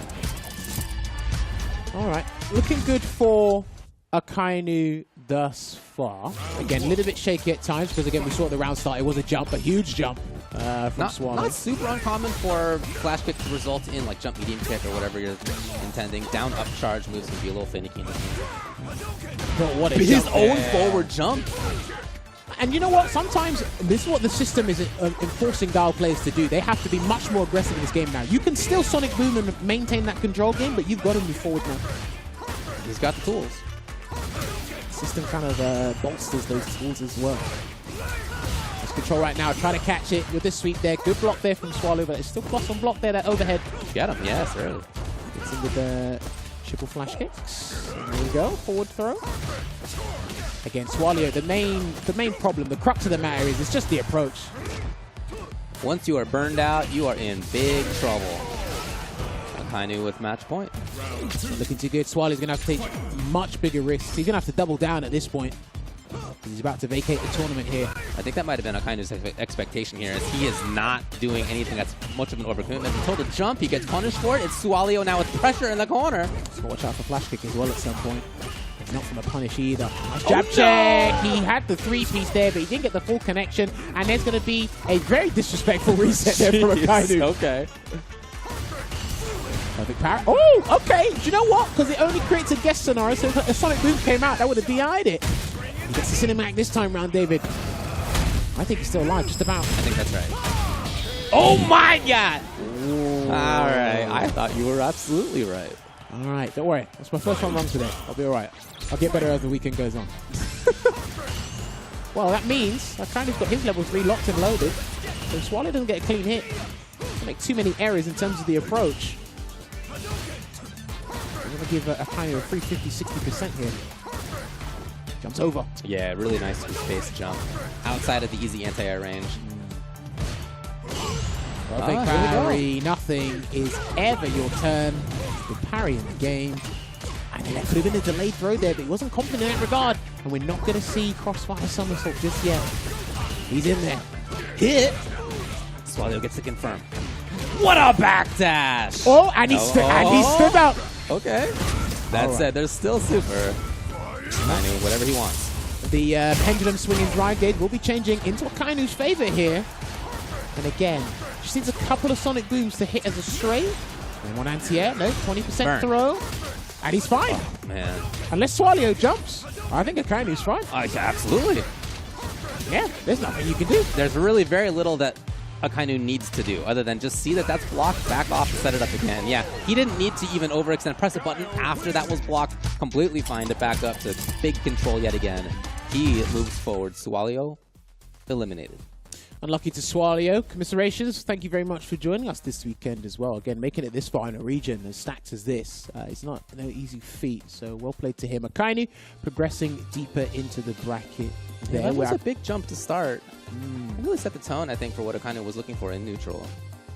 Well, I mean, with fighting games nowadays, it's not about how you start, it's about how you finish. Of course. And of course, having that jump, that could lead to a very good round, but would it lead to a whole set in its totality, right? And that's the thing. And I think, like we said, the crux of the matter was just the genuine approach. I don't mind people parrying booms. I don't mind it, but it doesn't. The situation in its entirety doesn't change. When you perfect parry, you create a guess. That's when you can comfortably jump or try to do the DI you did before. Create the guessing scenario so they don't fall into this kind of comfortable Sonic Boom pan. You've got another successful jump there. Something that we said on ICFC EU is maybe you want to try hold parry a little bit more, so you encourage Val to go forward. But what happens there is the common mistake happens is when you try to, when they drive rush in, bazooka knee, and everyone forgets that depending on the spacing, you don't quite know if he's plus or zero. Yeah. So he's actually taking advantage of that, and then you lose, which is unfortunate there. But yes, Akainu will be going up against Yamcha, which I actually think is one of Menon's hardest matchups. So that's actually not a good look for Yamcha. They got up against Gal there. So yeah, that's what will be happening in round 2, top 16 soon. First, though, we're going to head to the next round 1 loser's side. It's going to be RMK Fast versus TKR.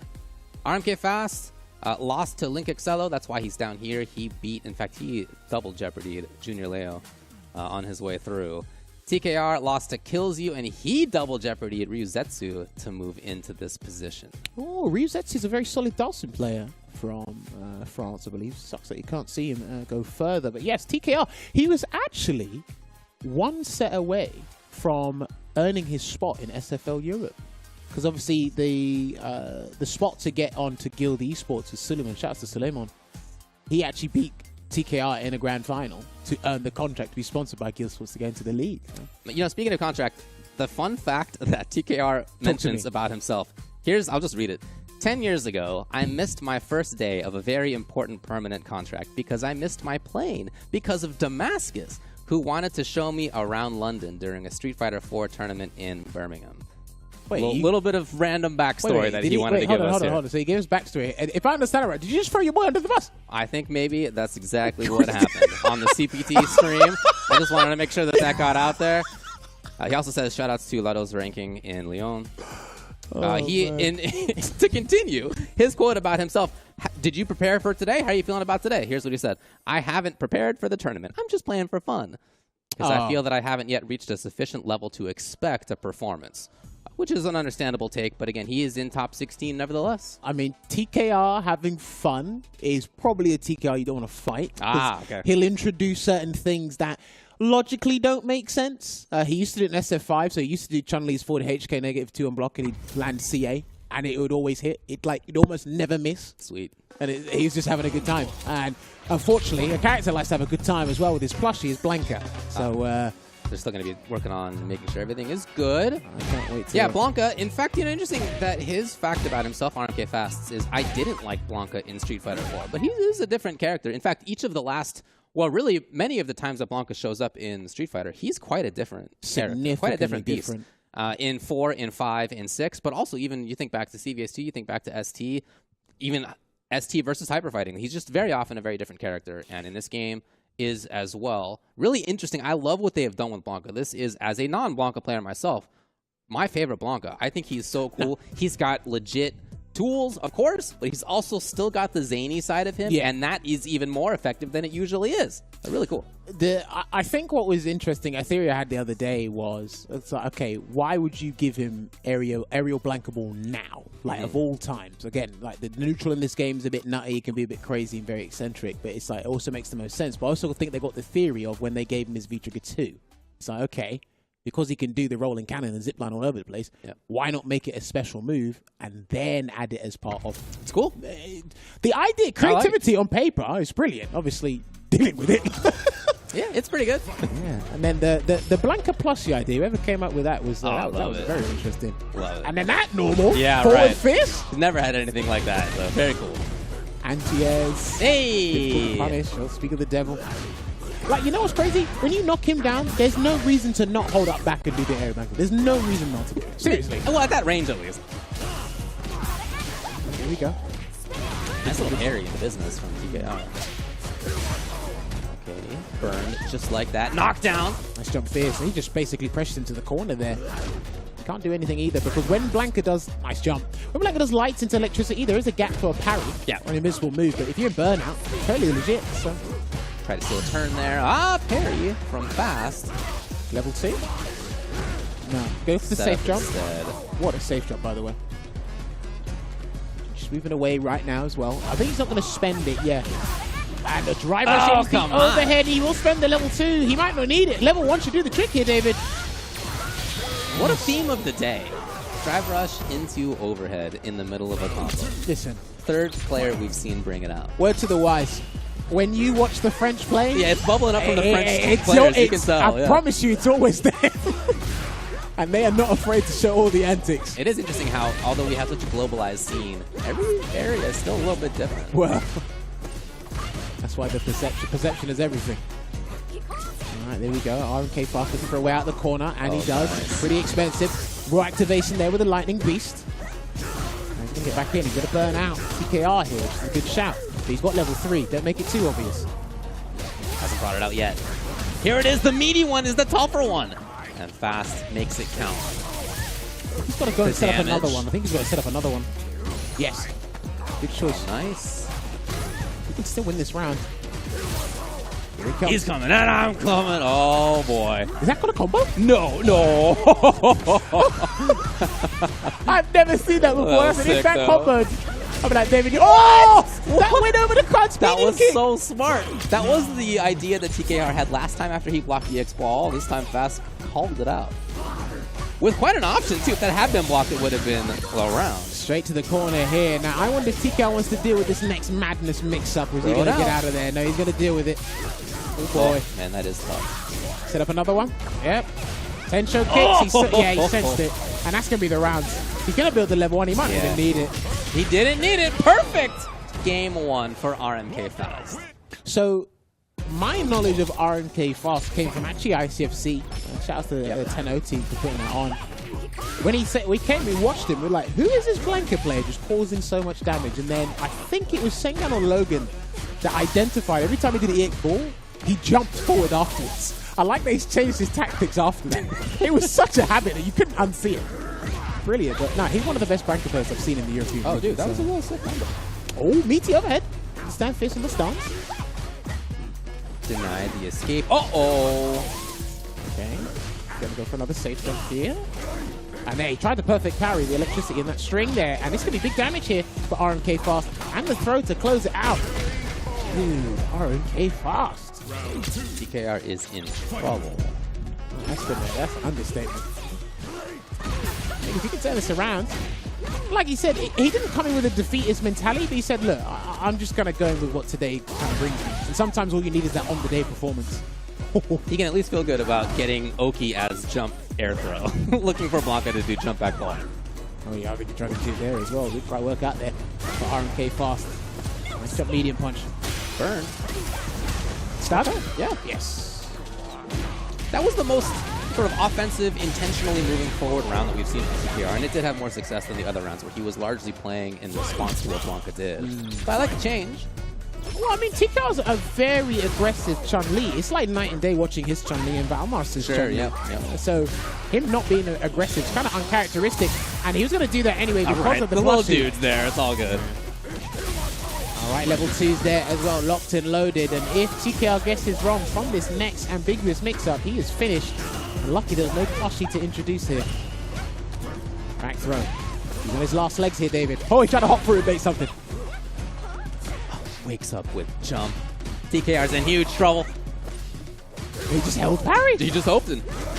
Oh, what did you do? I can't believe that was the end. What a solution by RMK Fast. 2-0.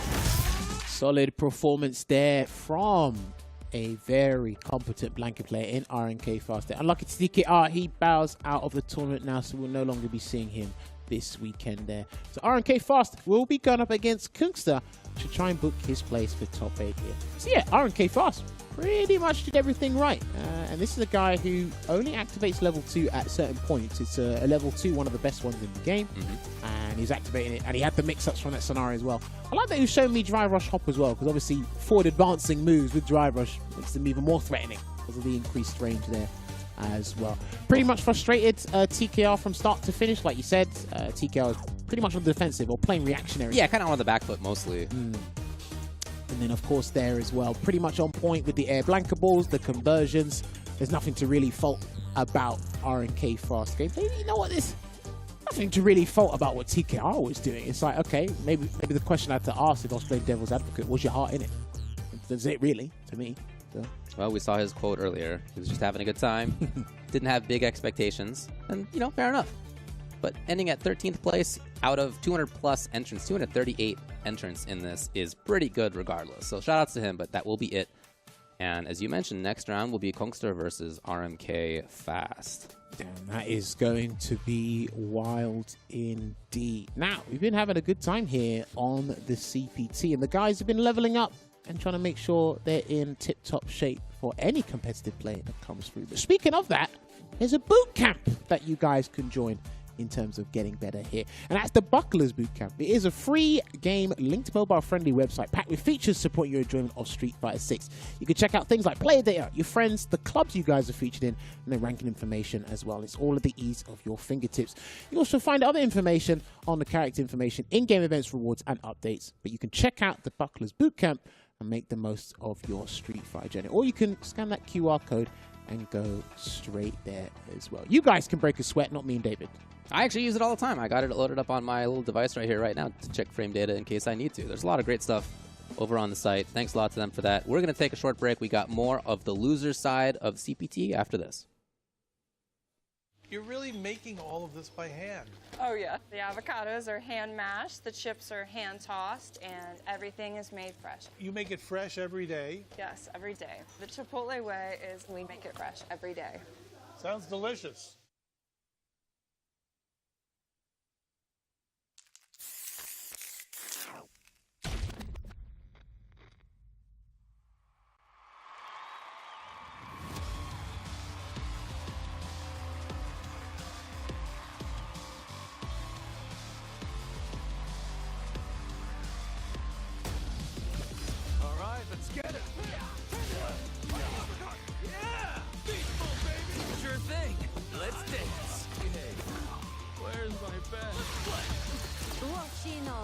As I command the stage, on 2, 3, make way for the ninja star!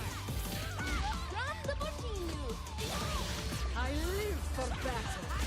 A second helping of you! The time for battle is here! So duke it out with me? Shall we begin then? Do you need to take a rest? Do enjoy. I'm game if you are. You'll is up. Let's get it on. Another mission awaits. Do you plan to fight at all? All right, I'm ready. Your footwork's sloppy. This the line? Behold this body of blood. You are lacking. Get ready. I'll show you strong. Allow yoga to guide you. What is it? The power of yoga. I'll show you the power of my kung fu. I'm ready for you. Just bring it!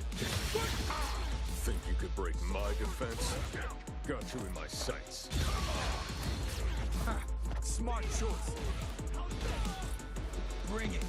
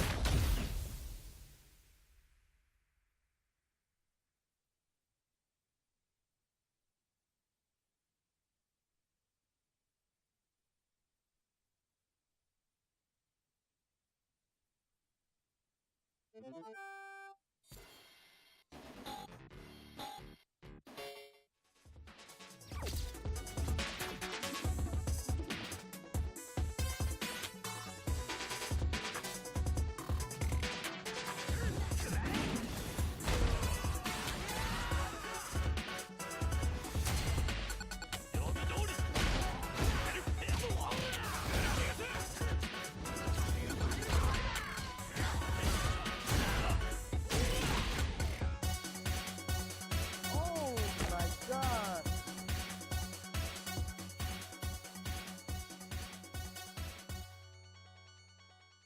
見るところは多分結構シンプルで、何の攻撃を食らってるかっていうのを見るのがすごい分かりやすいと思います。例えばジャンプ攻撃から9割減ってるんだったら、ジャンプ攻撃食らわなかったら9割減らないじゃないですか。それ勝ちリプレイで食らったダメージ見るので俺いい。全然いいと思う。勝ちリプレイ見るの精神衛生上すごいいいので楽しいしね。大会とかも勝った試合だけやっぱ見るもんね。プロでもそうだからみんな、まあ、あとドライブゲージスバーンアウトしちゃってたとか、そこがすごく分かりやすく反省点になるので、勝ち試合からこのバーンアウトダメだったなみたいなを見れるようになると、より一層上達していくんじゃないかなと思います。はい。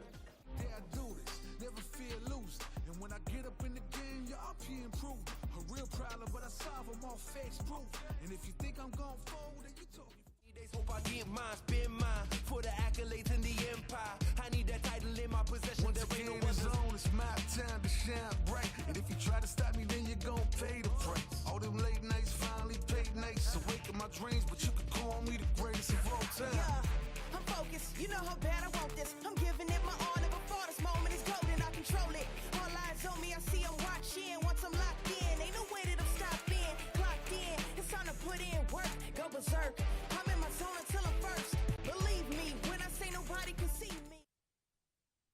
We are here with fighting game champion, social media super influencer, the amazing and France's very own Kayane. What's going on, Kayane? Hey, I'm so happy to see you, Rob. It's good to see you too. So I guess the first thing I ask you is, I'm like, okay, your Chun-Li is nasty, and your Chun-Li is mad good. So what do you think of Chun-Li in Street Fighter 6 in general? I feel like there's some debate right now. I think she started off as like mid-tier in people's tier list, and now I feel like she's steadily rising. A lot of people think that even if she's good, she's kind of hard to play because of her stance changes. But yeah, what do you think about Chun-Li in the current meta? So Chun-Li, I think, is always a difficult character to play. Yeah. Like, always difficult.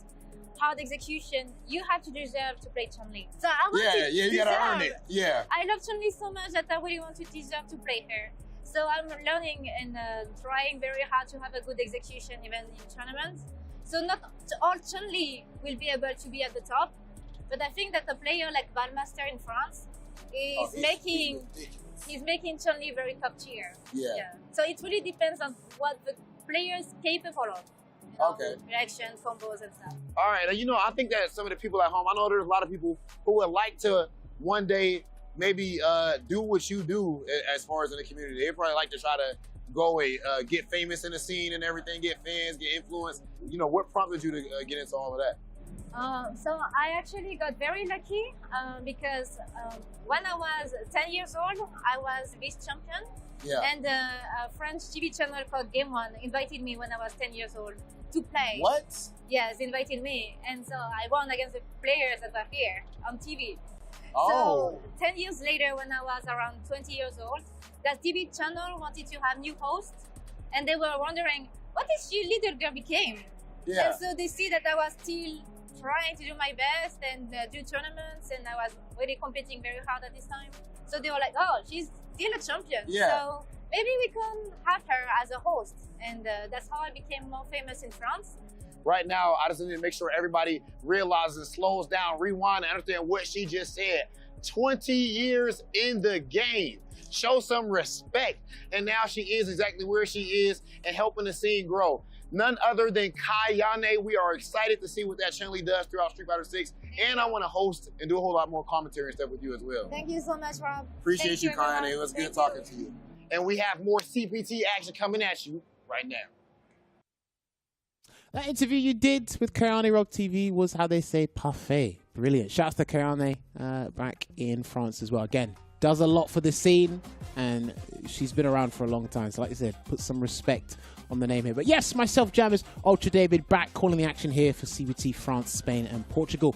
We're now on the loser side, so we will be saying goodbye to a couple of players as they go back, or maybe order some Uber Eats and do whatnot there and enjoy the rest of the CPT. But what do you think of the players that you've been seeing thus far, David? To nobody's surprise, it's a very strong scene. Right, lots of really strong players here. We've got a interesting character lineup in this. Although we do have 3 of JP and 3 of Cammy. Yes. Nevertheless, very different styles for some of them. It's cool to see. And we're going to continue with strong players as we go into the next losers match. Will be Samel versus Tomoe Kunya, and then to round it out in round 1 of losers side, Alphen versus Shanks. So thank you very much for sticking with us here, viewers at home. Twitch.tv/Capcom Fires. Make sure you spread the stream and let everybody know there is some high-level Street Fighter 6 going on. But yes, as we set up for our next match here, Spain and Portugal's World Warrior Champion in Samuel. If you guys didn't see it, please, please, please go and watch that. Offline event sponsored by Domino's Pizza. They lot were having a whale of a time out there. It looked super fun, yeah. It was so good. I didn't understand an ounce of Spanish, but I understood every single word that was said. And it was brilliant. Samuel, he's been on the up and up, man, because I remember he was like a mid-level player in Street Fighter 5 and again started entering more. He picked better characters in Luke and Poison by the end of the game's lifespan because he was a very solid Cammy player. And then again, bringing that knowledge, all that accumulated knowledge into SF6, hit the ground running, plays Cammy. I think he dabbles with Lily as well, but he's got Jury here. But it's qualified for the finals. It's not Vegapats for a change. And that tells you something about the Spanish scene, which is great to see. Yeah, you say that he was not super strong yet in Street Fighter V. Well, what he says is Street Fighter V Champion Edition was my first fighting game. Champion Edition, even. Wow. We're not talking launch Street Fighter V. We're talking years into the game is when he finally picked it up. His first fighting game. So amazing to go from that only a few short years ago to being in the position that he is now, having qualified for Capcom Cup already. So I started playing a few months after Seth's release. I will always love that game. Also, shout outs to the Impact Series, the regional final, as you mentioned. Super, super hype and well produced. For Tomoe Kunya, he says, never played a Street Fighter before Street Fighter 6. Okay, I love this because you've literally made all the ingredients. This is brilliant. Never played a Street Fighter game before. You pick JP, right? You're already that good at 16 years old in here in the top 16. Amazing. We do have a quote from Samuel. Talk to me. What have we got here? Ooh, Tomoe is a great player from Portugal. I love to see more Spanish and Portuguese representation in this European tournament. Yes, totally. I'm glad he's brought that up as well because we actually alluded to this, discussed this before, because when these regions have been put together, bracketed together in lockdown area and post from era on that point, it's been highly French dominated, right? And for very good reason. A large player pool. Very strong, yeah. They got like a plethora of champions there. It's all there. Like I said, before it was only Vegapatch carrying the rest of you on his back, all right? Now, it's actually pretty difficult. Vegapatch is not here. Yeah. And he didn't do well. He made the grand finals, but didn't qualify for the Capcom Cup from that World Warrior either. So that just tells you how much the scene has come over time here. So it's really good to see that. For sure. Kusanagi lost to, Kusanagi beat Samuel. Tomo Cunha lost to Cuongster, then beat Nassim Fa, again, 2-1, crying on the face. As a result, 2 JPs took him out. Shout outs to them. Tomo Cunha here. This is what's interesting. You've never played a Street Fighter game before, but you've picked a character with a fair number of layers. Yeah, well, I mean, maybe that's not to say that he hasn't played a fighting game before. That wasn't the phrasing, right? True. And I feel like there's a lot of other games in JP's gameplay, right? If you've come from a few other games, I think you can have a pretty good handle on him. And aesthetically, he's one of the coolest characters ever, sure, so that does play a part in it as well. Nice awareness! Now, someone was actually pretty comfortable in this matchup. You know, Zeno was in his World Warrior region, Portuguese JP player, Joxero, the other Spanish JP player. So he's not like unfamiliar with the JP matchup. Yeah, for sure. So he'll be comfortable in this regard here. And he's trying to get the practice as much as possible before the finals. Challenge. Still lots of slow play from either. Not overcommitting. What a whiff punish. Getting close to burn and denying burnout as well as a ton of damage. So basically, this and is now it. Good luck. Yeah, this is it. Oh, knockdown. To change everything. The chance remains. Oh man, dash in, pressure, dash in David, again. he can turn this around. Oh! He made his choice. He was going to jump anyway because it would have avoided the throw, but he probably would have got anti-aired in the process. But Samuel, he said, look, I'm going to try and bait the throw tech. Didn't quite work out there. And Tomoe gets that first round. Could have been parried or DI'd there. Didn't need to get comfortable with trying to deal with those lights into the stride box string. Drive Rush beats his own Drive Rush. Into whatever he'd like for Samuel.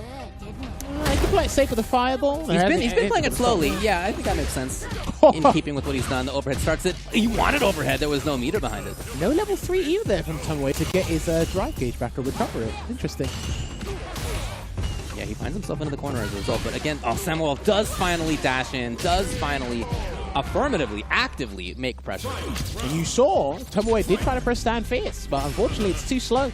Remember Mr. Crimson told me there's like a couple of buttons or like a couple things that meet a criteria that makes it easy to drive rush check a lot of things. 7-frame start is a good one. 4 frames active is very good. A lot of the players have been saying that.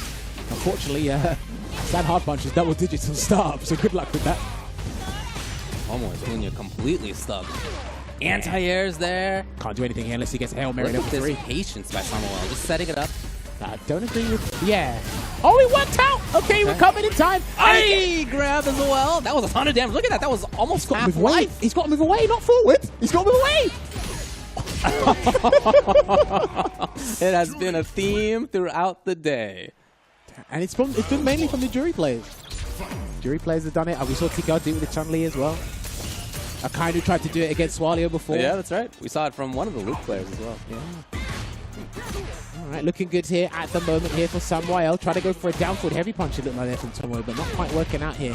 Not sure if he's comfortable with this pace. So I remember I spoke to Lord Venom about this matchup. He said this is one of the more annoying ones for JP as well. Like you said, these characters with mobility, change their jump angle, cause you a couple of problems. Looking for offense. But Samuel jumps. Really? Okay. He might try to do jab into swipe, and just the swipe came out. Worked out. Yeah. Cunha stuck. Dashes right through. There's the mobility that we talked about. That can be a thorn in JP's side. And you got to be patient with that whole drive rush into the button thing. Got to really wait for that one singular moment to really get in there and inflict some damage. Tomoe not again. And this is just, it looks like it's been pure coincidence, right? Because at the time that someone did his drive rush, Tomoe's always been doing a heavy button anyway. So it's just not working out for him. So he actually needs to be more cognizant towards that scenario and try something else. As this has gone on, we've seen a little bit more movement forward by Samuel. That's been really working out for him. Again, not willy-nilly. He's had good moments for it. There was another good moment to pick for the jump. He's probably got to watch out for another one soon, but he sends Samuel full screen. Trying to jump in himself here. Sets up another departure. Yes, I like this firm control game he's establishing right now. I thought it was going to be a grab. He done a roundhouse into Labushka instead. He's going to try and get the hit here. Oh, let's go. The defense was amazing. Perfect defense there against a level 2. He's going to burn him out here. Unless Samuel does something else. Burn out. This is good. He's got the level 3 to work with, though. Yeah, Samel is still a threat. Out here. Okay, in the corner. Still here. He's blocking it all out up until that grab anyway. Still his turn. Oh, he is betting on this. Pulling burnout into the corner. Uh-oh. Yeah, you are definitely done. That's a CA. No. Executionary the there. jump to take the round. You caught life. You definitely caught life. That was a saving grace if I've ever seen one, David.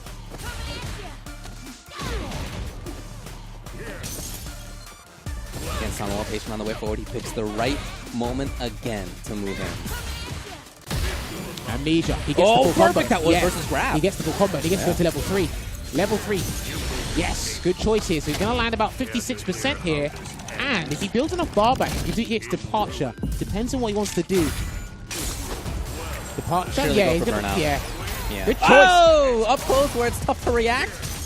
Tomo Cunha has control. Has control. What a turnaround here. Look at this. Big chip. Will he spend another one? Yes. Yes. Just to make sure burnout was going to happen. Sorry, that chip damage was going to happen. Shout out to Tomo Cunha. And what's nasty about that scenario as well, if you try to jump one of the spikes, they're going to hit you. Yeah, so right. It does more damage. Just a really bad spot to be in as the defender. And that was checkmate written all over it. As soon as the level 3 happened. Perfect parry to get the back throw. Yes, he will. Can he set up shop? You know, he's going to go right in there. Being malicious with those heavy buttons. What's the overhead conversion there? Setting it up. Dude, look at this. Dude, it's just like when we saw Kusanagi go up against Thing earlier. Completely different, right? Yeah. Big change. Oh, we jumped at the wrong time, but Tomo Cunha couldn't get too much out of it. Burns himself out. He would love to be able to escape. Yes. No, this is good. I like the activation because it allows the recovery process to be expedited. Not like a level 3 standard, but yes. DI, and that should be the round here for Samuel. And at the level 1, and he can spend the extra icon if he needs to. Yep. Extra stock to get that iota of damage added on. And that puts Samuel at match point here. Look at that. Not dissuaded from doing the spin. And you shouldn't be deterred. So. No, it's just a mix-up. Oh, okay. There you go. Meaty spike. Got to respect it. Perfect parry. And he's going to get a nice little conversion there. No DP ender. Okay, he probably thought he was going to whiff at that range. So respect it. Being very vigilant towards that. The spatial awareness. You know, in round 1, he was really strong with anti-airs, Tomo Cunha, but since then, not too much. I think because he's been... Oh, overhead reset. And that's going to be it. He's hoping for that. Yeah. That's going to be it, actually. Yes. There it is. Going to close it out with the level 3. And like we said, the tail of the tape has just been drive rush into overhead. And only 2 people have stood up in that process. Everybody else, well, you see what happened. Their character ends up on the floor and they lose. So that means Tomoe is now out of the bracket here. And Samuel will progress. And he'll be fighting Linkexelo later on in today's stream. Commiserations to Tomoe, man. I was pretty impressed with what I saw today. Not just this replay. I actually got to watch a couple of his replays before we actually came on stream today. But yes, high hopes for this man. Hopefully you play the game a bit more in the future. I don't know if he's got any plans to attend the LCQ. I mean, he's 16. Only 16. Yeah. Many, many years ahead if you would like them. So Samuel moves on. His next match will be against Linkexelo. That will be to qualify for top 8 tomorrow. We have one more on round 1 of loser side of the top 16. That will be coming up next. Yeah, but let's take again, to start things out, Tomo Cunha had good anti-air. He was able to control things fairly well. Yeah, that was a great little read that he had right there. And for Samuel, there was a very interesting playstyle, I thought. He is not as intense about moving forward, about spending drive gauge, as some jury players are out there. But that paid off in the end. Yeah, I do like what Tomoe did there when the EX Fireball came out. His first choice was to activate level 2 because the total frames of the move, or at least the animation of setting it up, is like 8 frames, less than 10 frames. Very, so it's pretty quick. I'm like, oh, I thought the Fireball was like literally in your body, so it wasn't going to work. But the fact that he was able to do that and still get some sort of beneficial scenario out of that was pretty good. And then he started to pick up momentum, gain their traction there, and then, of course, was turning it around. But like you said, because there's been no real dependence on being as aggressive as normally we usually see with Jury, you know, Samuel just waited for his opportune moments. And I saw that in his World Warrior runs, as well as the regional finals. Okay, I know what you're doing. I'll block when necessary. And then I'll try and, you know, grab the ball by the horns when necessary there as well. So Well played to Samel there.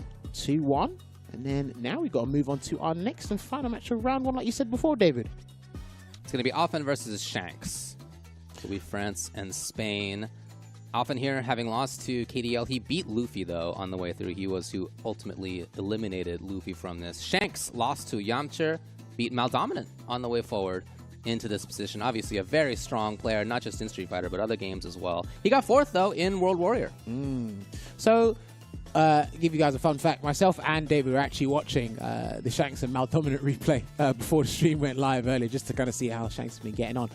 This is a Cami mirror. And now, Alphen, there was a couple of Cami players that are not as known as, you know, the other Cami players, the known French players we've seen, but Alphen and Lionheart have been the ones that have either, one of them got a top 8 placing in one of the World Warriors, but I've seen their names online on people's streams as well, just causing problems for a lot of the guys. Cami's strong, but these guys are pretty strong with Cami as well. Shanks, I've seen him play Cami, JP, he played Guile at the World Warrior Regional Finals for his region as well, but I think we're going to see the Cami here now. Now, the one thing I really admire about Shanks' Cami is his dive kick spacing. Okay. Right, he's always making sure they hit below the knees. Okay. As much as possible. And like we said when we saw Lionheart play before, once he's conditioned you and you respected how well spaced he does, surprise Hooligan in the command grab as well. He's got the conversions on point. Again, and I think, if I'm not mistaken, I think he's committed his whole time into competing in Street Fighter now. I think he's dedicated to Street Fighter. Yeah, I mean, again, 4th place in their regional World Warrior. Been very strong. They did interviews with all these guys at their regional finals as well. It was really good to see. Obviously, I don't understand Spanish, but the whole production value of it was fantastic to see. Yeah, it was cool, for sure. Shanks on the right. In the hood. All right, there we go. Gets the jab check into the heavy spiral arrow there. Already at a block. That's one of the things. Cami actually has some of the best defensive options in the game. DP that side switches now. Yeah. You know. All right, gets the back medium punch countered by the level 1. Oh, my bad. Alphen in the hood. When she does, when she perfect parries in the corner, some of the best side switching potential in the game. I think he's better than Ken's side switching potential. It's a lot easier. And now when you do try to grab her, she can do jump dive kick. And that will always punish counter. I think she's got some of the best defensive options in the game. I can see that. Lands his punish, and Alphen takes round number 1. And just like I said with JP before, I'm actually under the impression I don't think Cami's got one bad button either. That comes with the territory. Yeah, I can get on that one. She's never been bad by design. Nice roundhouse. Oh, regular jump. Gotta mix it up sometimes. Shank did not expect. Oh, spot the shimmy there. That was a tap parry there from Shanks, it looked like. And there's the anti-air. Important to see. That said, Alphen's right back into the mix to the other side, and he's going to close it out for game number 1. And usually, just like we're saying with the overhead scenario from Drive Rush Cancel, when Cami does EX Spin Knuckle, they only do it if they know they have the resources or it is going to get them around it. They will not do it any other scenario. Yeah, got to make it count if you're going to bother. A couple of characters do have those scenarios in there as well. With everything that happens to add to, like, you know, the mental stack as well, the throw loop, the dive kick, the hooligan, maybe a DI as well. Are you really going to be looking for spin knuckle in that scenario? Unless you tap parry. So. Oh, wow. I'm not sure that's what he wanted, but he got damage it anyway. Worked out, right? Yeah. They went here again. He's cognizant of that dive kick, David. Shanks on the back foot this whole time here. Alphen's been playing incredibly well thus far. Yeah, on offense as well as in neutral. Shanks gets the grab. Oh, good read. It lets him grab know again. That's so much life on. It lets him know where his mind's at in terms of the anti-air scenario. Yeah. And the thing is, you might actually see that. Nice DI. You might see that with Cami players. You might let them know. If you're cognizant of the other option that changes trajectory, you're not ready, last minute parry, okay, I'm aware of that now. It's the first early offensive start from Shanks. Grab again! That was so effective for him in the last round. Yeah, you see? And the only option to deal with that was parry. You see? His dive kicks are well spaced, man. I really got to give it to him. Nice work! This is going to be He's heavily dumping scaled. all the damage into this. He hopes this will kill. I don't think so. Well, the last part does a decent 10%. I think you might see a spec. I could be wrong. It's enough! Shanks ties it up 1 game apiece. Because again, that last part does like 1,000 damage, and that is 10%. So it's like that last kick just takes off a chunk there. So.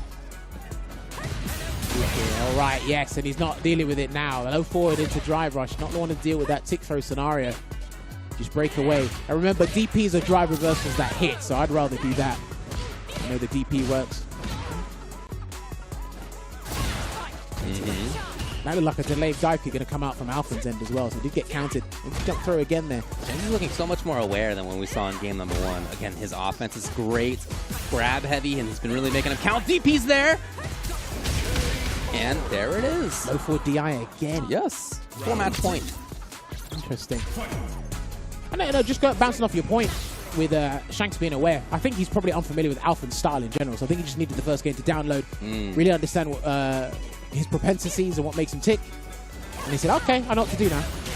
And that's a very good understanding or master of your character. When you just need to watch them play and you're like, okay, I already know what to do with my character and how to respond accordingly. A good observation there. Everybody plays their character a little bit differently. Of course. Someone's waiting for the other guy to jump, but quick spin knuckle came instead. There's this throw. Yeah, to what end though, I wonder. Right, Shanks just backs off. Oh! No anti-air. Wow, my God, Shanks with the read. Yeah, he knows where his mind's at in that regard. Nice trade. I'll take that trade any day of the week. You can punish that, but space there from Alphen. If he gets a heavy attack, he's going to burn him out. Good choice in the drive rush cancel just to burn him out there. Because now he's in so much trouble here.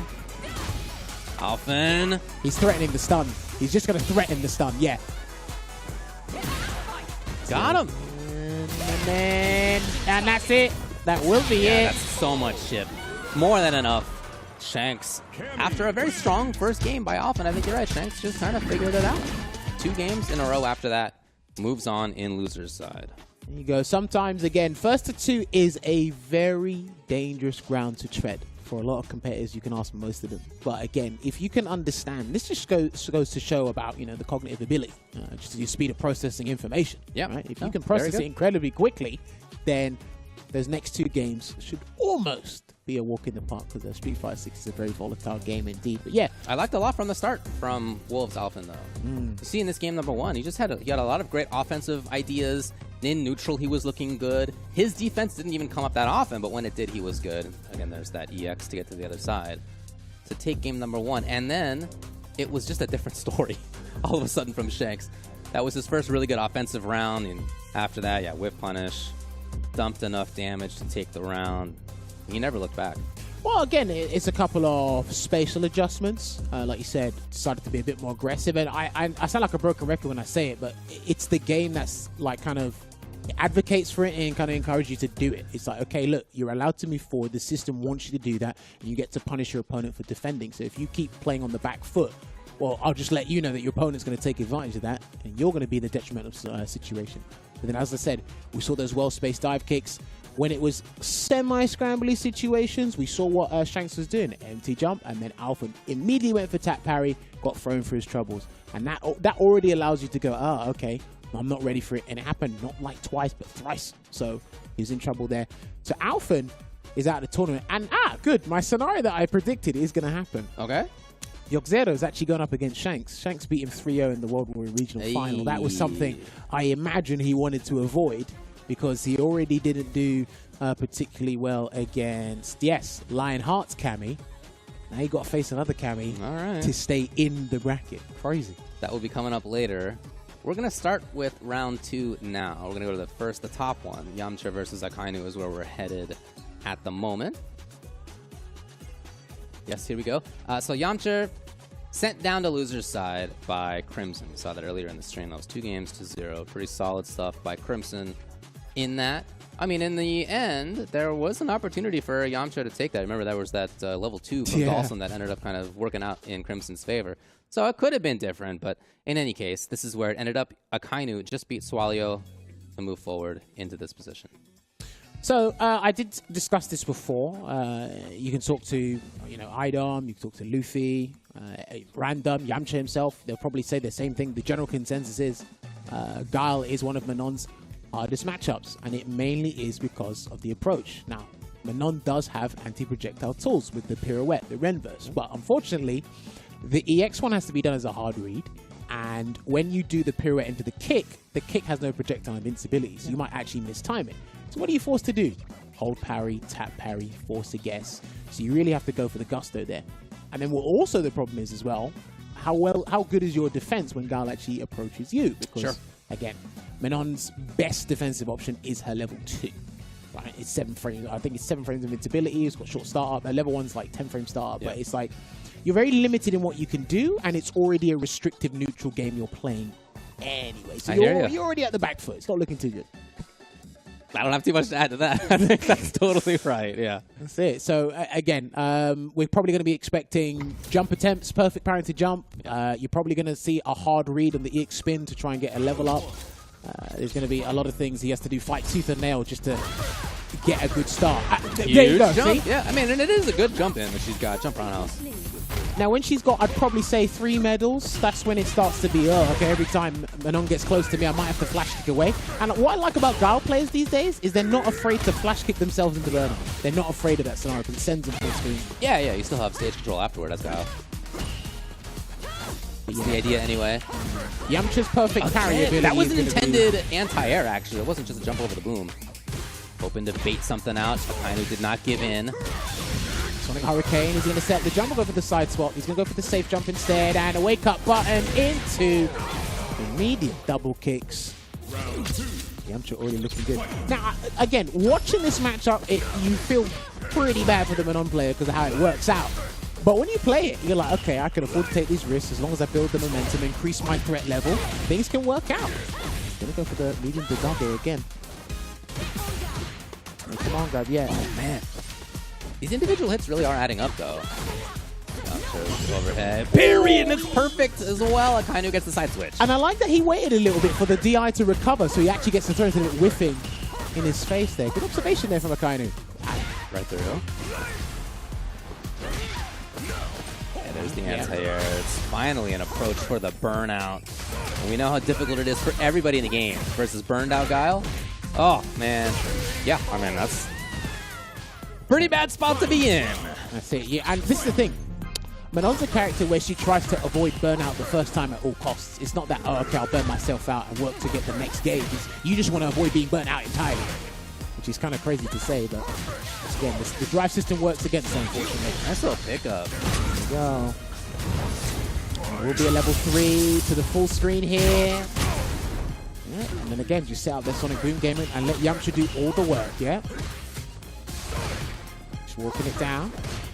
Jump roundhouse. Okay. Come on, guys. Level 3. Yes, okay, level 4. Suddenly, Yamcha's a big threat. He's got a bait. He can kill in the next hit.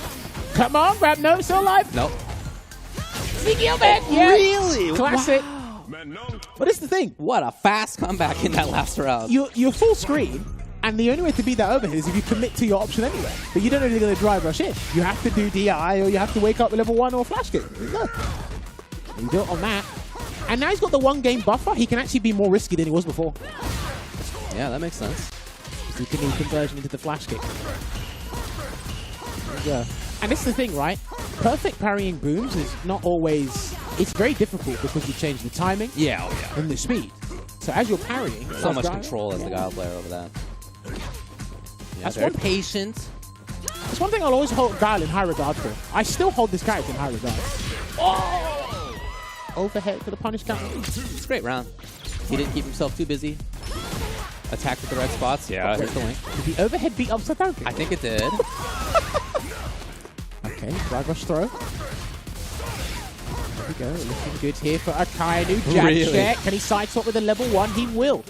Get the positional advantage here. Yeah, you can't keep doing that. You definitely can't keep doing that. Go link it! No. Akainu's still fine, though. Weighing it out here is Akainu. And then one knockdown can change everything. Why not take a risk at this point? Oh! He was waiting the whole time. Down backing was waiting for the animation of the DI to start up. And you did that from a light, not even a medium. So that made it even easier for Akainu to see that. All right. Final game here. Back to the strategy here, which is already difficult to overcome. Yet the Renverse didn't work. Your perfect parries are not quite on point just yet. You're parrying right before the boom gets to you. Everything was going okay until the idea was to approach. Akainu Akainu back to the wall. Suddenly, it's all different. These drive rush throws have been playing dividends really well for Akainu here.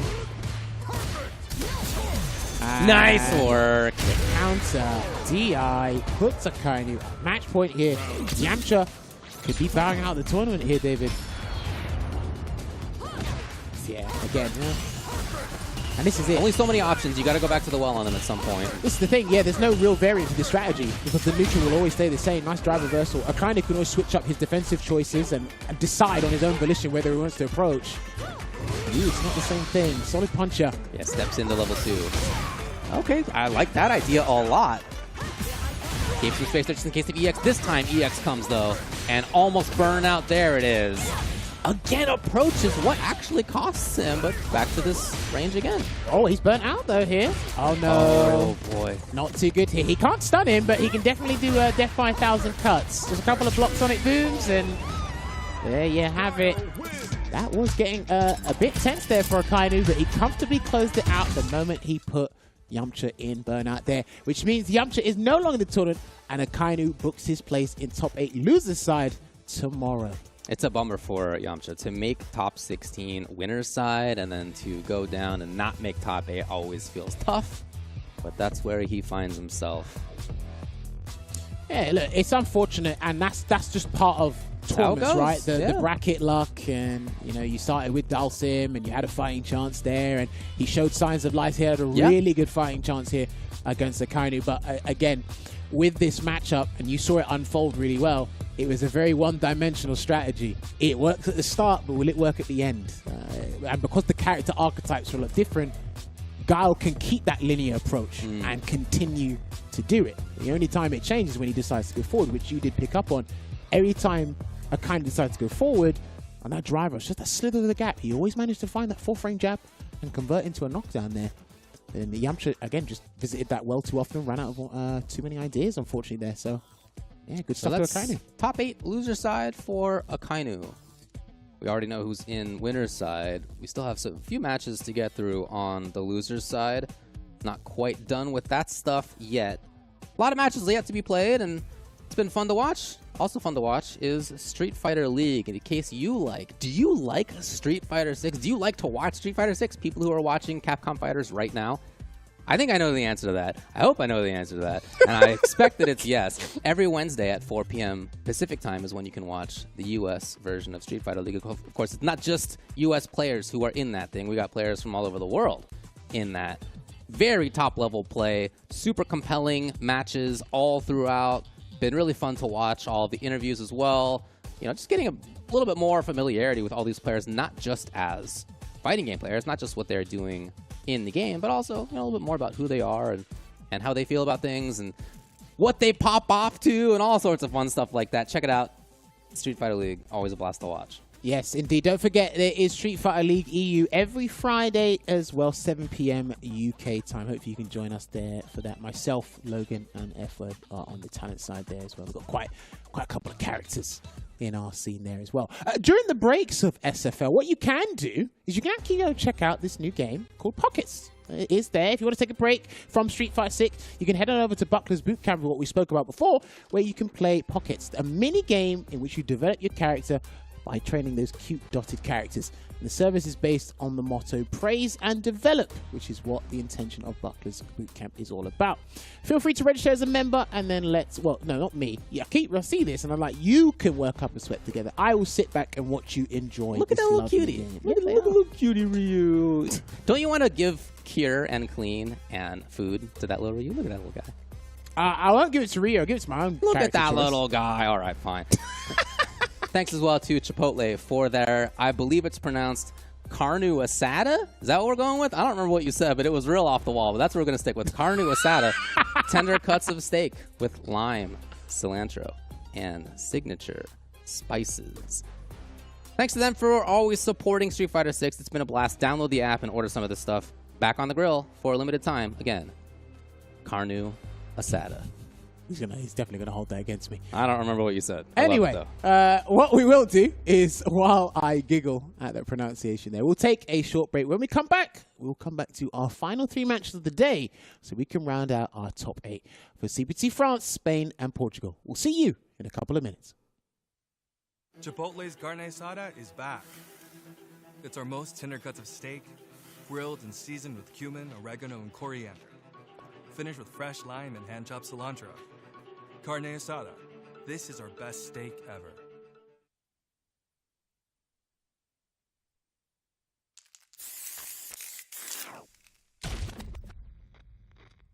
Time to work, time to work.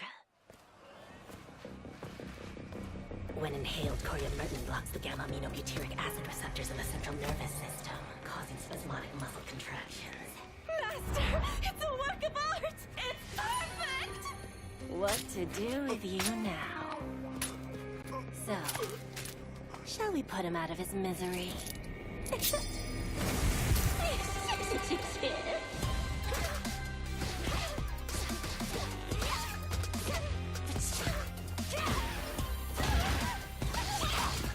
Time for some experimentation. I bet poison would work wonders on you.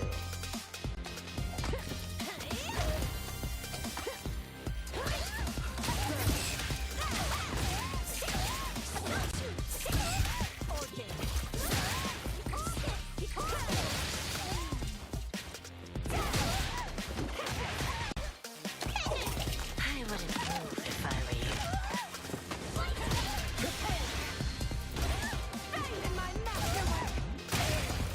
Poison's on the menu.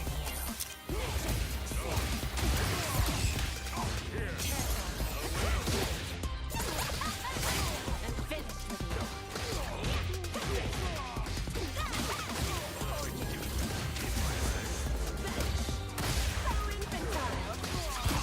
I have you. It's over.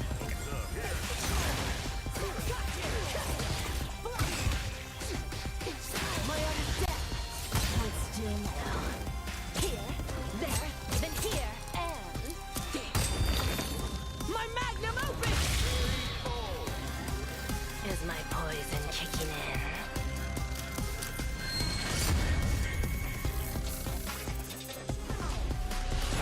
Street Fighter 6.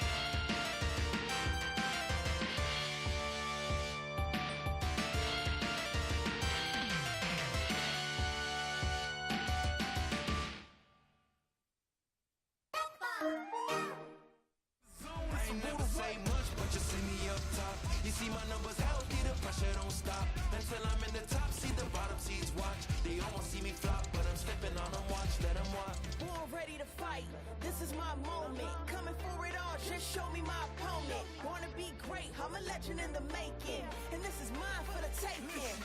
Cause I got what it takes to be on top. I'm number one, cause I don't stop. Hard gas, no brakes, high stakes. I don't act tough till the tussle, let them fold ya. Non-stop, you ready or not? When it's all said and done, I'ma be on the top. 3, 2, 1. I'm ahead of the game, they'll remember my name. So far, the World Warrior events have completely delivered on all fronts, and at this point we do still have 2 more action-packed events, the first of which of course being China. So far already DCQ has qualified. Of course we see him burst onto the scene with Street Fighter League a year, 2 years ago for Team UYU, and now he has only kept up that same energy. He qualified through the CPT, so now we are going to see who is going to be the second representative from China. Some of the players that we are going to see on display, of course, Jawa, the World Warrior, the World Traveler. This might be his event. QQ, DCQ, of course, is playing it as well, trying to get that bread. Despair King, VX Bao, and then, of course, the man himself sitting in first place is Xiao Hai. And I think we might have to say that he's favored right now. You might have to say that. Yeah, it'll be tough to call that one. I mean, people like VX Bao, though, the JP, seems like China has some of the best JP players on the planet with VX Bao and DCQ, and who knows, maybe DCQ goes in there and cleans up first place just for the hell of it and collects a nice little paycheck from that as well, and he goes to second place. So be on the lookout for the results from the China World Warrior regional final. But the other region we have is UK and Ireland, and there's like 5 different storylines going on within this one.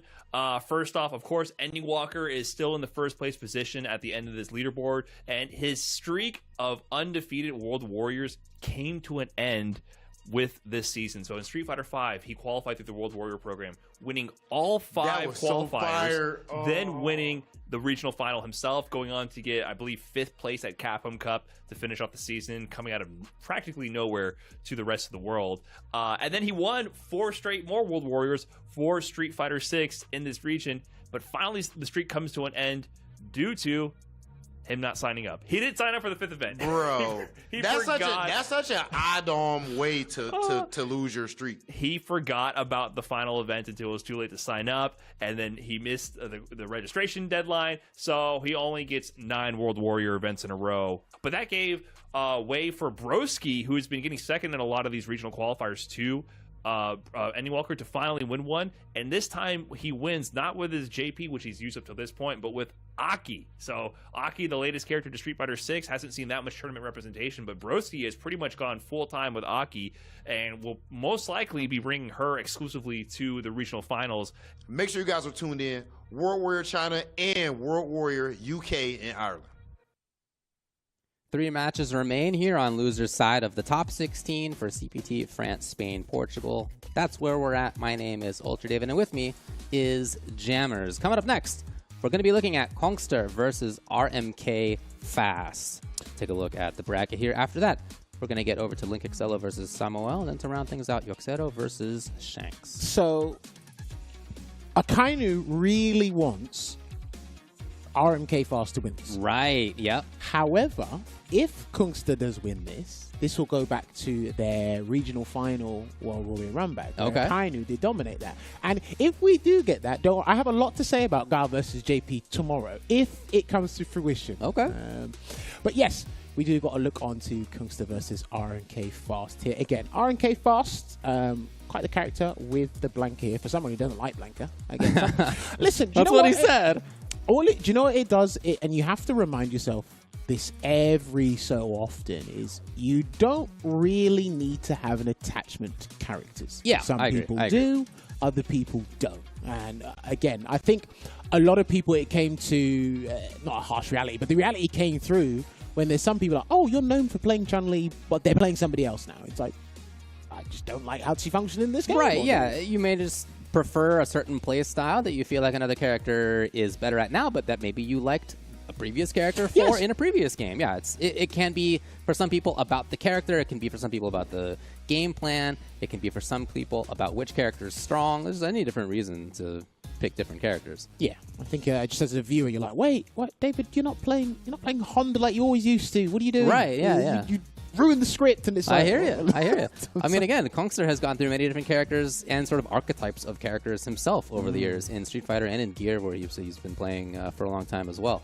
Thinking back to him, as we mentioned, was a Honda player in Street Fighter 4. So, you can change things up. Fast is Blanca in this game, and man, he is playing fast with that character. He plays a really, really strong Blanca. We saw him in the previous match that he had, just looking dominant over TKR throughout most of that match. We'll see if he can keep it up versus Cuongster. So let me put you on the spot here. What level 2 do you think is better? Blanca's or JP's? Probably Blanca's. Okay. Are you saying that because of the plushie or the level 2 itself? Well, I like asking that's certainly part of it, right? I mean, that's... Well, remember, the plushie's a separate tool. It's not the level 2 itself. I like asking this question. Okay, well, the level 2 itself doesn't do anything until you use other special moves. So what are you talking about? Like, the whole move is about making his special moves better. Well, of course, obviously with the install. And that is one of them. But then, again, it puts you in the position to use the plushie. But it's like, right. It puts you in the position to use ball a lot more, too. I mean, it's what it does is make his special moves better. But you know what people don't normally talk about? It's how consistently incessant it is against your drive gauge. Yeah, you know, hit and block. And I remember one of the guys we had at Gamers 8, he actually showed there was a gap in one of the Blanca ball strings you do in level 2. It's like, well, if you don't parry, you're kind of screwed. And I think it gives him like 1 or 2 frames of invincibility that people don't speak about. So there could be a couple of things that it misses entirely. And then over time, the sequences we've seen, like the resets, you know, the juggle potential we see from it as well, from Mena, Problem. Shouts to Real Menace as well. Real Menace got amazing Blanca as well. And even RMK Fast too. Some of the sequences I see people come out with this stuff. Yeah. He's the kind of character that lets you be creative with your setups, which is, it seems really, really fun to play. But then you could use that same argument with JP's level 2. I would absolutely use that same argument with JP's level 2. Yeah, I mean, we're talking about 2 of the better ones in the game, of course. But then what I've noticed about these 2 level 2s, this is why Rashid's level 2 is amazing, right? Because when he puts out Tornado, he can actually regain super meter like that. JP, when all the phantoms are out, you can't build super meter while it's active. You can do, you know, setups, take away drive gauge, replenish drive gauge. You can't regain super meter. And because Blanca one's an install like Giles one, well, that's it. You just got to deal with that. Yeah. So even if you get hit by super, delays the drain, and then what you do, slows it down as well. So it's very interesting how they've handled level 2s. And this is why I'm curious about Ed's. If they give Ed a physical hit, or they're going to make V-Trigger 1 is level 2. And I remember when Big Bird came down to London at one point, we were around the dinner table, myself, Big Bird, Damascus. He said, wouldn't it be really funny if Ed could just punch level 2 at you? I said, please don't, because they might actually do it. Wow, okay, that's quite a start. What a good start. I'm trying to get away with forward movement, but Cuongster's there. So yeah, I think the one big thing you got to watch out for with Blanca is drive rush slide, because obviously the range it has as well, and how much of a threat it can be. It monopolizes the space really well from full screen as well. I really want to see how Cuongster wants to deal with aerial Blanca ball as well on defense when he can set up a throw scenario as well. Maybe he might not engage with Blanca. Yeah, that seems like the game plan at the moment. Trying to maintain his spot, however the jump begins, and Fast. See, wow, okay. Dude, into pressure. He's been beating so many normals today. Let's go. Why not? If it ain't broke, don't fix it. No, it's very effective. So, and the juggle, some damage into the little man. The little guy's out here. Overhead, and it connects. Fast. Round 1. Yeah, that's really interesting. A lot of people forget that. When he does the regular aerial Blanca ball, there's actually still a bit of a juggle, so he doesn't get rainbow roll and get... Not many people do see that, so... Chase him down, and there's the jump I was talking about after the Blanca ball. He's in there. Yeah, we've seen him at that spot. Okay. Gets the party started. Here comes the lightning beast. Level 2, yeah. What a jump. He waited, then jumped. I really like that time. I think he was waiting for the drive reversal, and then Kusanagi decided to jump out instead. Punish. So you got to get full conversion there. Sweep might have probably would have worked though. So. Almost found that opportunity with the drive rush. Is he looking for a Blanca ball this time round though? He's really just biding his time. Oh, remember, content. You chip the drive gauge for the health gauge, so if as long as you're not really committing or over-committing to something, I think you are fine. But wow, okay, I'm surprised that Cuongster didn't spend the level 3 before, but ends up working out for him. I think he's confident in his resource management, as well as how RMK would want to approach just in general. So, and this is going to be a lovely conversion here, David. Yeah, he let the spike from the sky do his work. Almost got the perfect parry down that roundhouse, did RMK Fast. Have a jump out there, not looking too good. And this is much better. He's about to be level 2 as well. Oh, he jumped. I think he already committed to the jump way before he saw that come out, so... Got him! Fast. Interesting. Level 2 activation? Oh, not yet. Start. Okay! He can do it now, though, but I don't think he needs it. I'm not sure he does either. Yeah, No. I think Okay, it's he's just good. going to do Yeah, it. yeah, he's good. Level 3. Yeah, he's good. Got him. Very nice route for Fast as he takes game 1. And that's the thing you notice with Blanca and Rashid mainly. It's you seldom see their level 3s just because of how good their level 2s could be. It doesn't get to that point. When you do see level 3s, because, right, it's burnout time or get the round. And, right.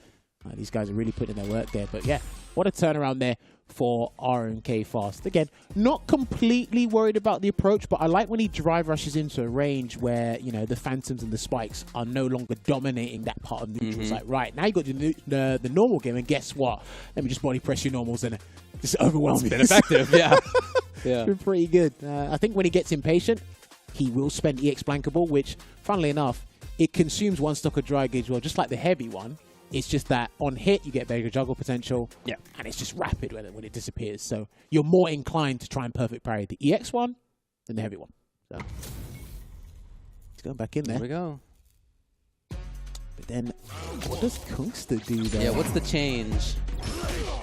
Okay. Oh, no! And then the EX attempt from Cuongster.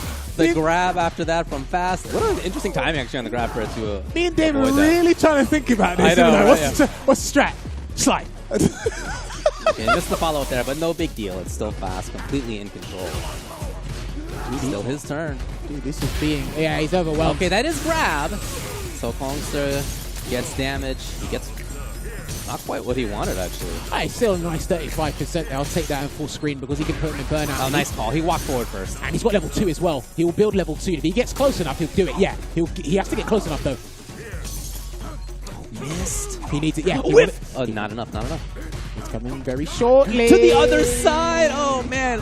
Fast had tried that before, and it was checked on reaction by Cuongster, but this time Cuongster had already brought out the down strong. It's match point for Fast. Nice down start here again. Not going to activate level 2 just yet. Not sure what that input error was, but he perfect parries. And command grab. It's so punishable. He's there for a full second. Oh, okay. They're off screen, so the dagger didn't come back and deal with the Blankable. Good point.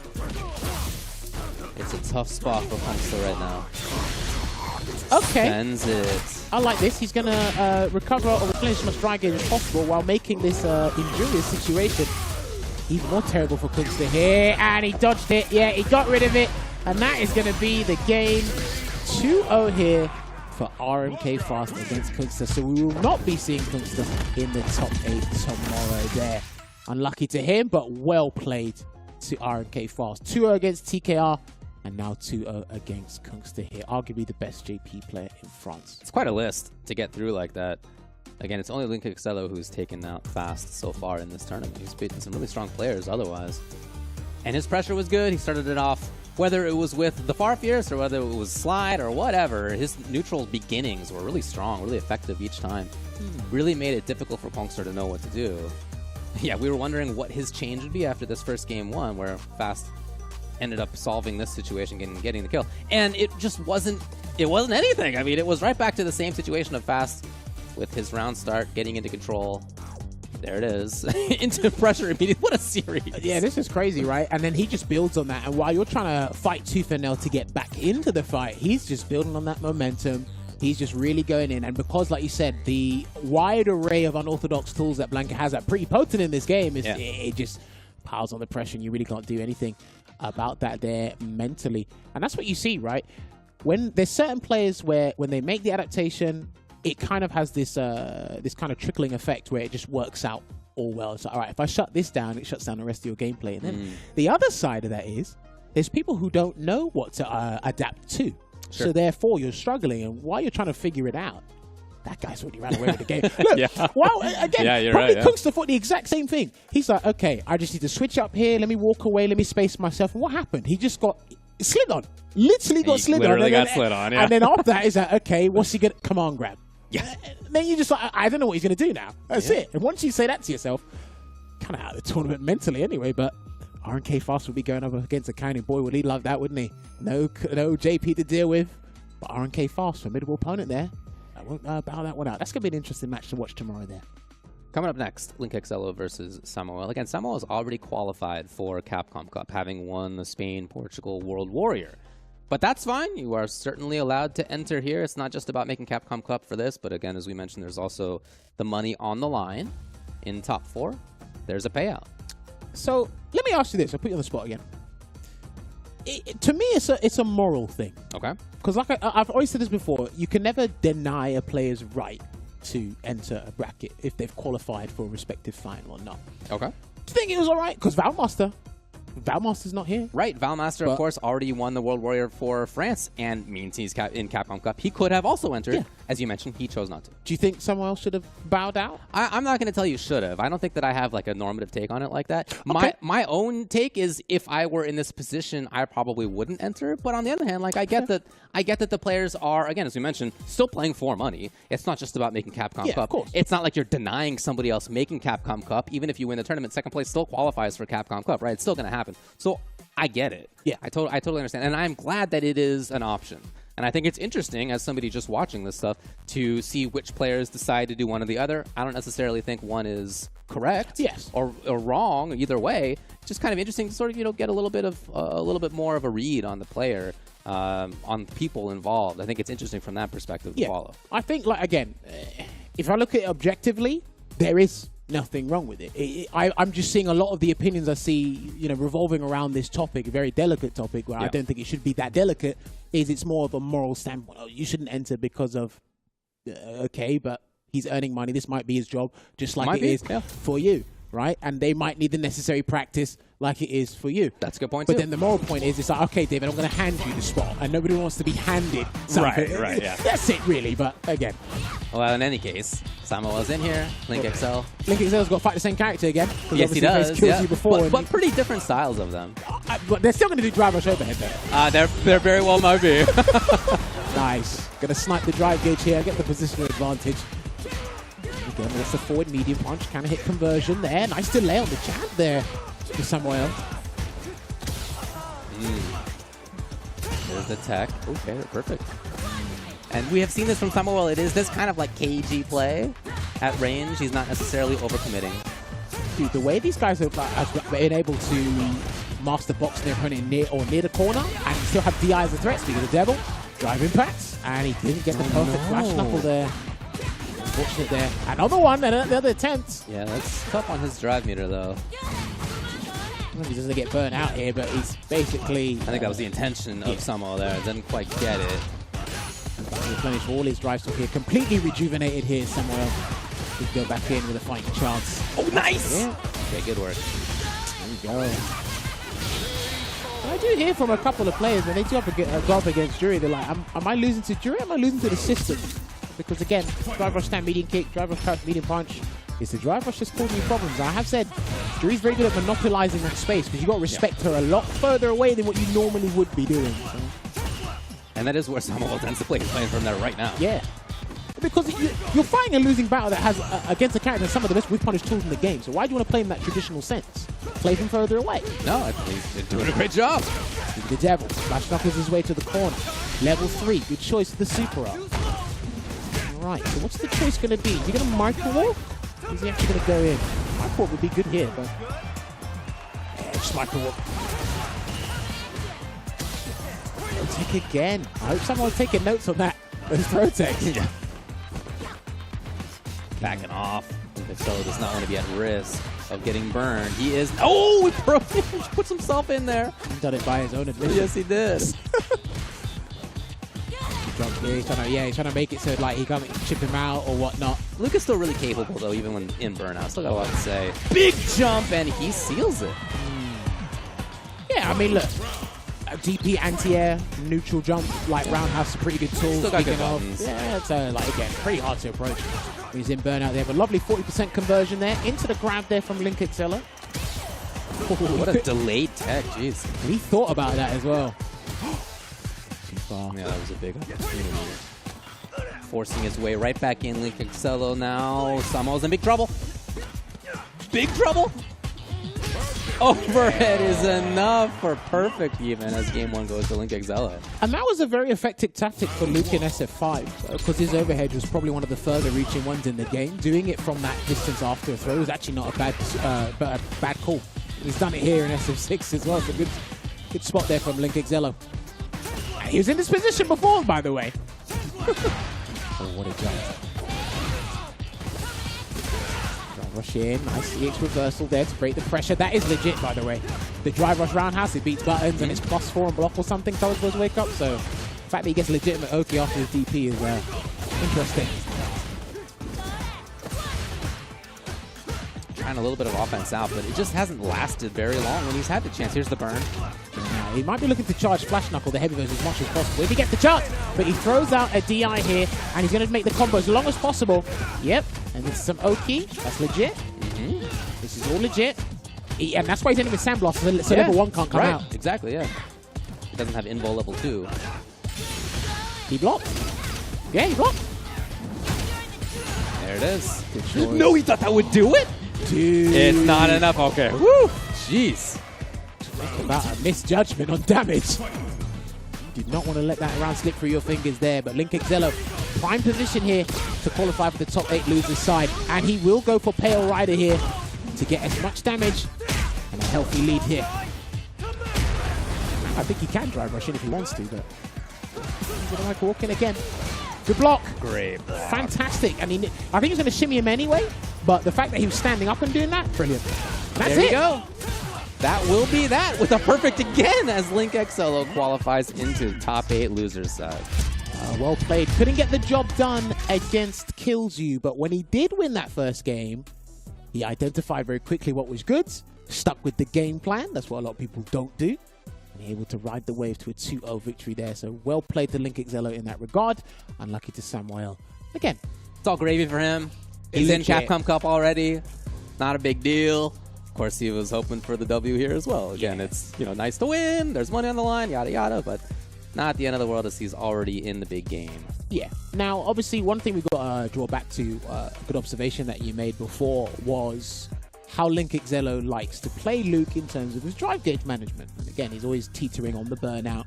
But again, he's spending all the bars to get, be optimal as can be and make sure he sets up the corner scenario, even if it puts him at a slither of drive gauge towards burnout. Again, that can be a double-edged sword depending on how you look at it, and it also depends on the opponent's defensive choices, because if they actually win, then you've done a lot of the work for them. However, in this set alone, it's actually worked out. All right, cool. The damage, the positioning, it's worked out for me. I was able to close out confidently as well. And then you noticed as well how he's able to defend himself in burnout, just holding it there with the buttons, Sandblaster being a nuisance as can be. So it was a pretty much solid clinical performance there from Linkexelo. So, only one remaining to make top 8. Now, everybody else who's made top 8, if I'm getting my country math right, you are right, is from France. You are right. But we can say confidently that there will be at least one player from outside France. One Spanish player will make it. It's going to be either Joxero or Shanks. That's where we're crazy. going next. It's like going somewhere like, what if I told you that one Spanish player will come through to the top 8. I mean, it's, as you mentioned, it's something that we've seen in the past from this region is one Spanish player making top 8, but it's not the same Spanish player it was in the past. It will be one of these too. So, Joxero going up against Shanks here. Again, Joxero has gone up against a character which actually put him in the loser side via Lionheart Cammy before. Still first to 2 territory. Different kettle of fish in terms of the play style. And like I said, one of the things I really love about Shanks' gameplay is the dive kick spacing. As JP, we saw it. It was a little bit edgy before he started to pick it up. Joxero in the first one. The dive kicks will cause him a little bit of hassle. And then again, he was very Amnesia eccentric with the regular versions more than the EX versions. Kind of in the middle of block strings, right? It wasn't just on wake up. Is that going to help you here? We'll see. And Shanks, as we saw in the last match that he had, he picks up on the opponent's tendencies very quickly, even if he loses game number 1. Here we go to start things out. And you got to imagine that there is familiarity here as well. It's probably not beginning from 0 level Yomi. Probably pretty deep into that already. Yeah. Fantastic spacing. That was on the shoe of JP. I think Shanks' matchup knowledge against JP is like pretty decent in general because of just how much exposure he's had to the character. So the utmost faith in him here. But Joxero, I've been impressed with his gameplay from what I've seen of him throughout the weeks. And then try to go for the jump fierce there. He's still parrying those jump-ins. Yeah, that is his attempt. In game 1 last time when we saw Joxero play, his anti-airs, I should say, were strong, but then they really kind of fell apart after that. I'm a little worried for him starting out here. He's testing him with the jump before he implements the dive kick game, and then the layer after that will be the hooligan. There may be something to establish here. Just walks away here. They both got 2 bars, but Joxero, he wants to get a hit into level 2. Here we go. Rushes in, waits. Hoping to bait something, yeah. Walking in, here it is. Level 2, what do you got? Ah, sneaky. That's great damage. And what's almost always guaranteed, because people say to deal with it. Oh, let's wait for this round to finish first. No, it's a, oh my goodness, the chip is enough! Wow. Saving grace there with the chip damage. That's the same way that Joxero won in his previous match, by the way, in round 1, was to jump back in the corner. I think he's nervous. Yeah, he's nervous. Parry didn't work out. OD Amnesia hasn't worked out. There's the hooligan. Yes, all right, opened up, as you mentioned. Shanks is in big control. Positionally, life bar. Yeah, anything's going to seal it now. Or maybe bait it out. Okay. Really good counter. Yeah, good work. There's the match knowledge as you brought up. A couple of characters do that. They go for their cross-up button in that scenario. This neutral jump with the cross-up button. It hits behind him. It does it as what Capcom Lords intended it to, I hope. And then there you go, setting up shop there with the departure. And I like you put it in the middle, because if you approach, you have to approach and stop. It's not just right above your head. So I like the departure placements from a lot of the JP players. Walks away from that meaty roundhouse. That takes up a chunk of drive gauge, by the way. I don't think there's yet been an anti-air. Like a button anti-air. I don't think he wants to risk getting hit by the dive kick so that he takes the mental damage instead. But Lavushka's going to hit. He's going to sideswap from this and take as much drive gauge as possible. Oh, okay. I like... Oh, yeah, but countered. Dude, that looked like... Shanks keeping his eye open. No level 3. That was definitely level 3 after that charge, and that's going to be it. That should be it.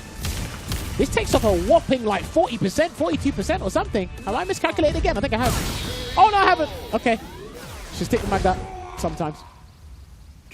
Yeah, doing a hooligan into level 3 by itself is like 40, 42%. You just go in and go nuts. And what did we say? Empty jump, the dive kick, the hooligan. You did that exact same thing, yeah. That's right, yeah. I certainly understand not wanting to challenge versus her air approach, not wanting to take the risk.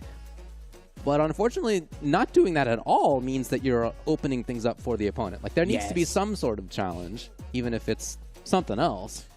I will say one thing you can try, but it takes... You allocate too much brain power to it. You can do neutral jump throw. Neutral jump air throw is actually pretty good against Cammy's dive kick, but again, you have to position yourself and then, right, am I in the right mental state to do that? But no, I do agree with you, David. If he's not going to try anything, then Shanks, he has the right to just stomp all over him. Right. Okay, well, there's a solution, is to just jump back. Yeah, just get out of there, right? Yeah. But you lose ground doing that. Not ideal. Again, he feels confident when he feels confident when a departure's out there. Because obviously Shanks has to stop momentarily. And JP is very good at doing that as a character, just stopping people in their tracks momentarily. Oh, nice jump, good punch. Oh, really? I didn't think that was... a huge attempted stolen turn. Yeah. All right, did a spin knuckle there, but there was no real value behind that. Meaty pressure. A challenge into nothing, unfortunately, for Joxero. He is in trouble. Nothing else there either. Yes, Level 2, though. It's exactly what he needs. It's very doable here. Yes. There it is. That is tough to block.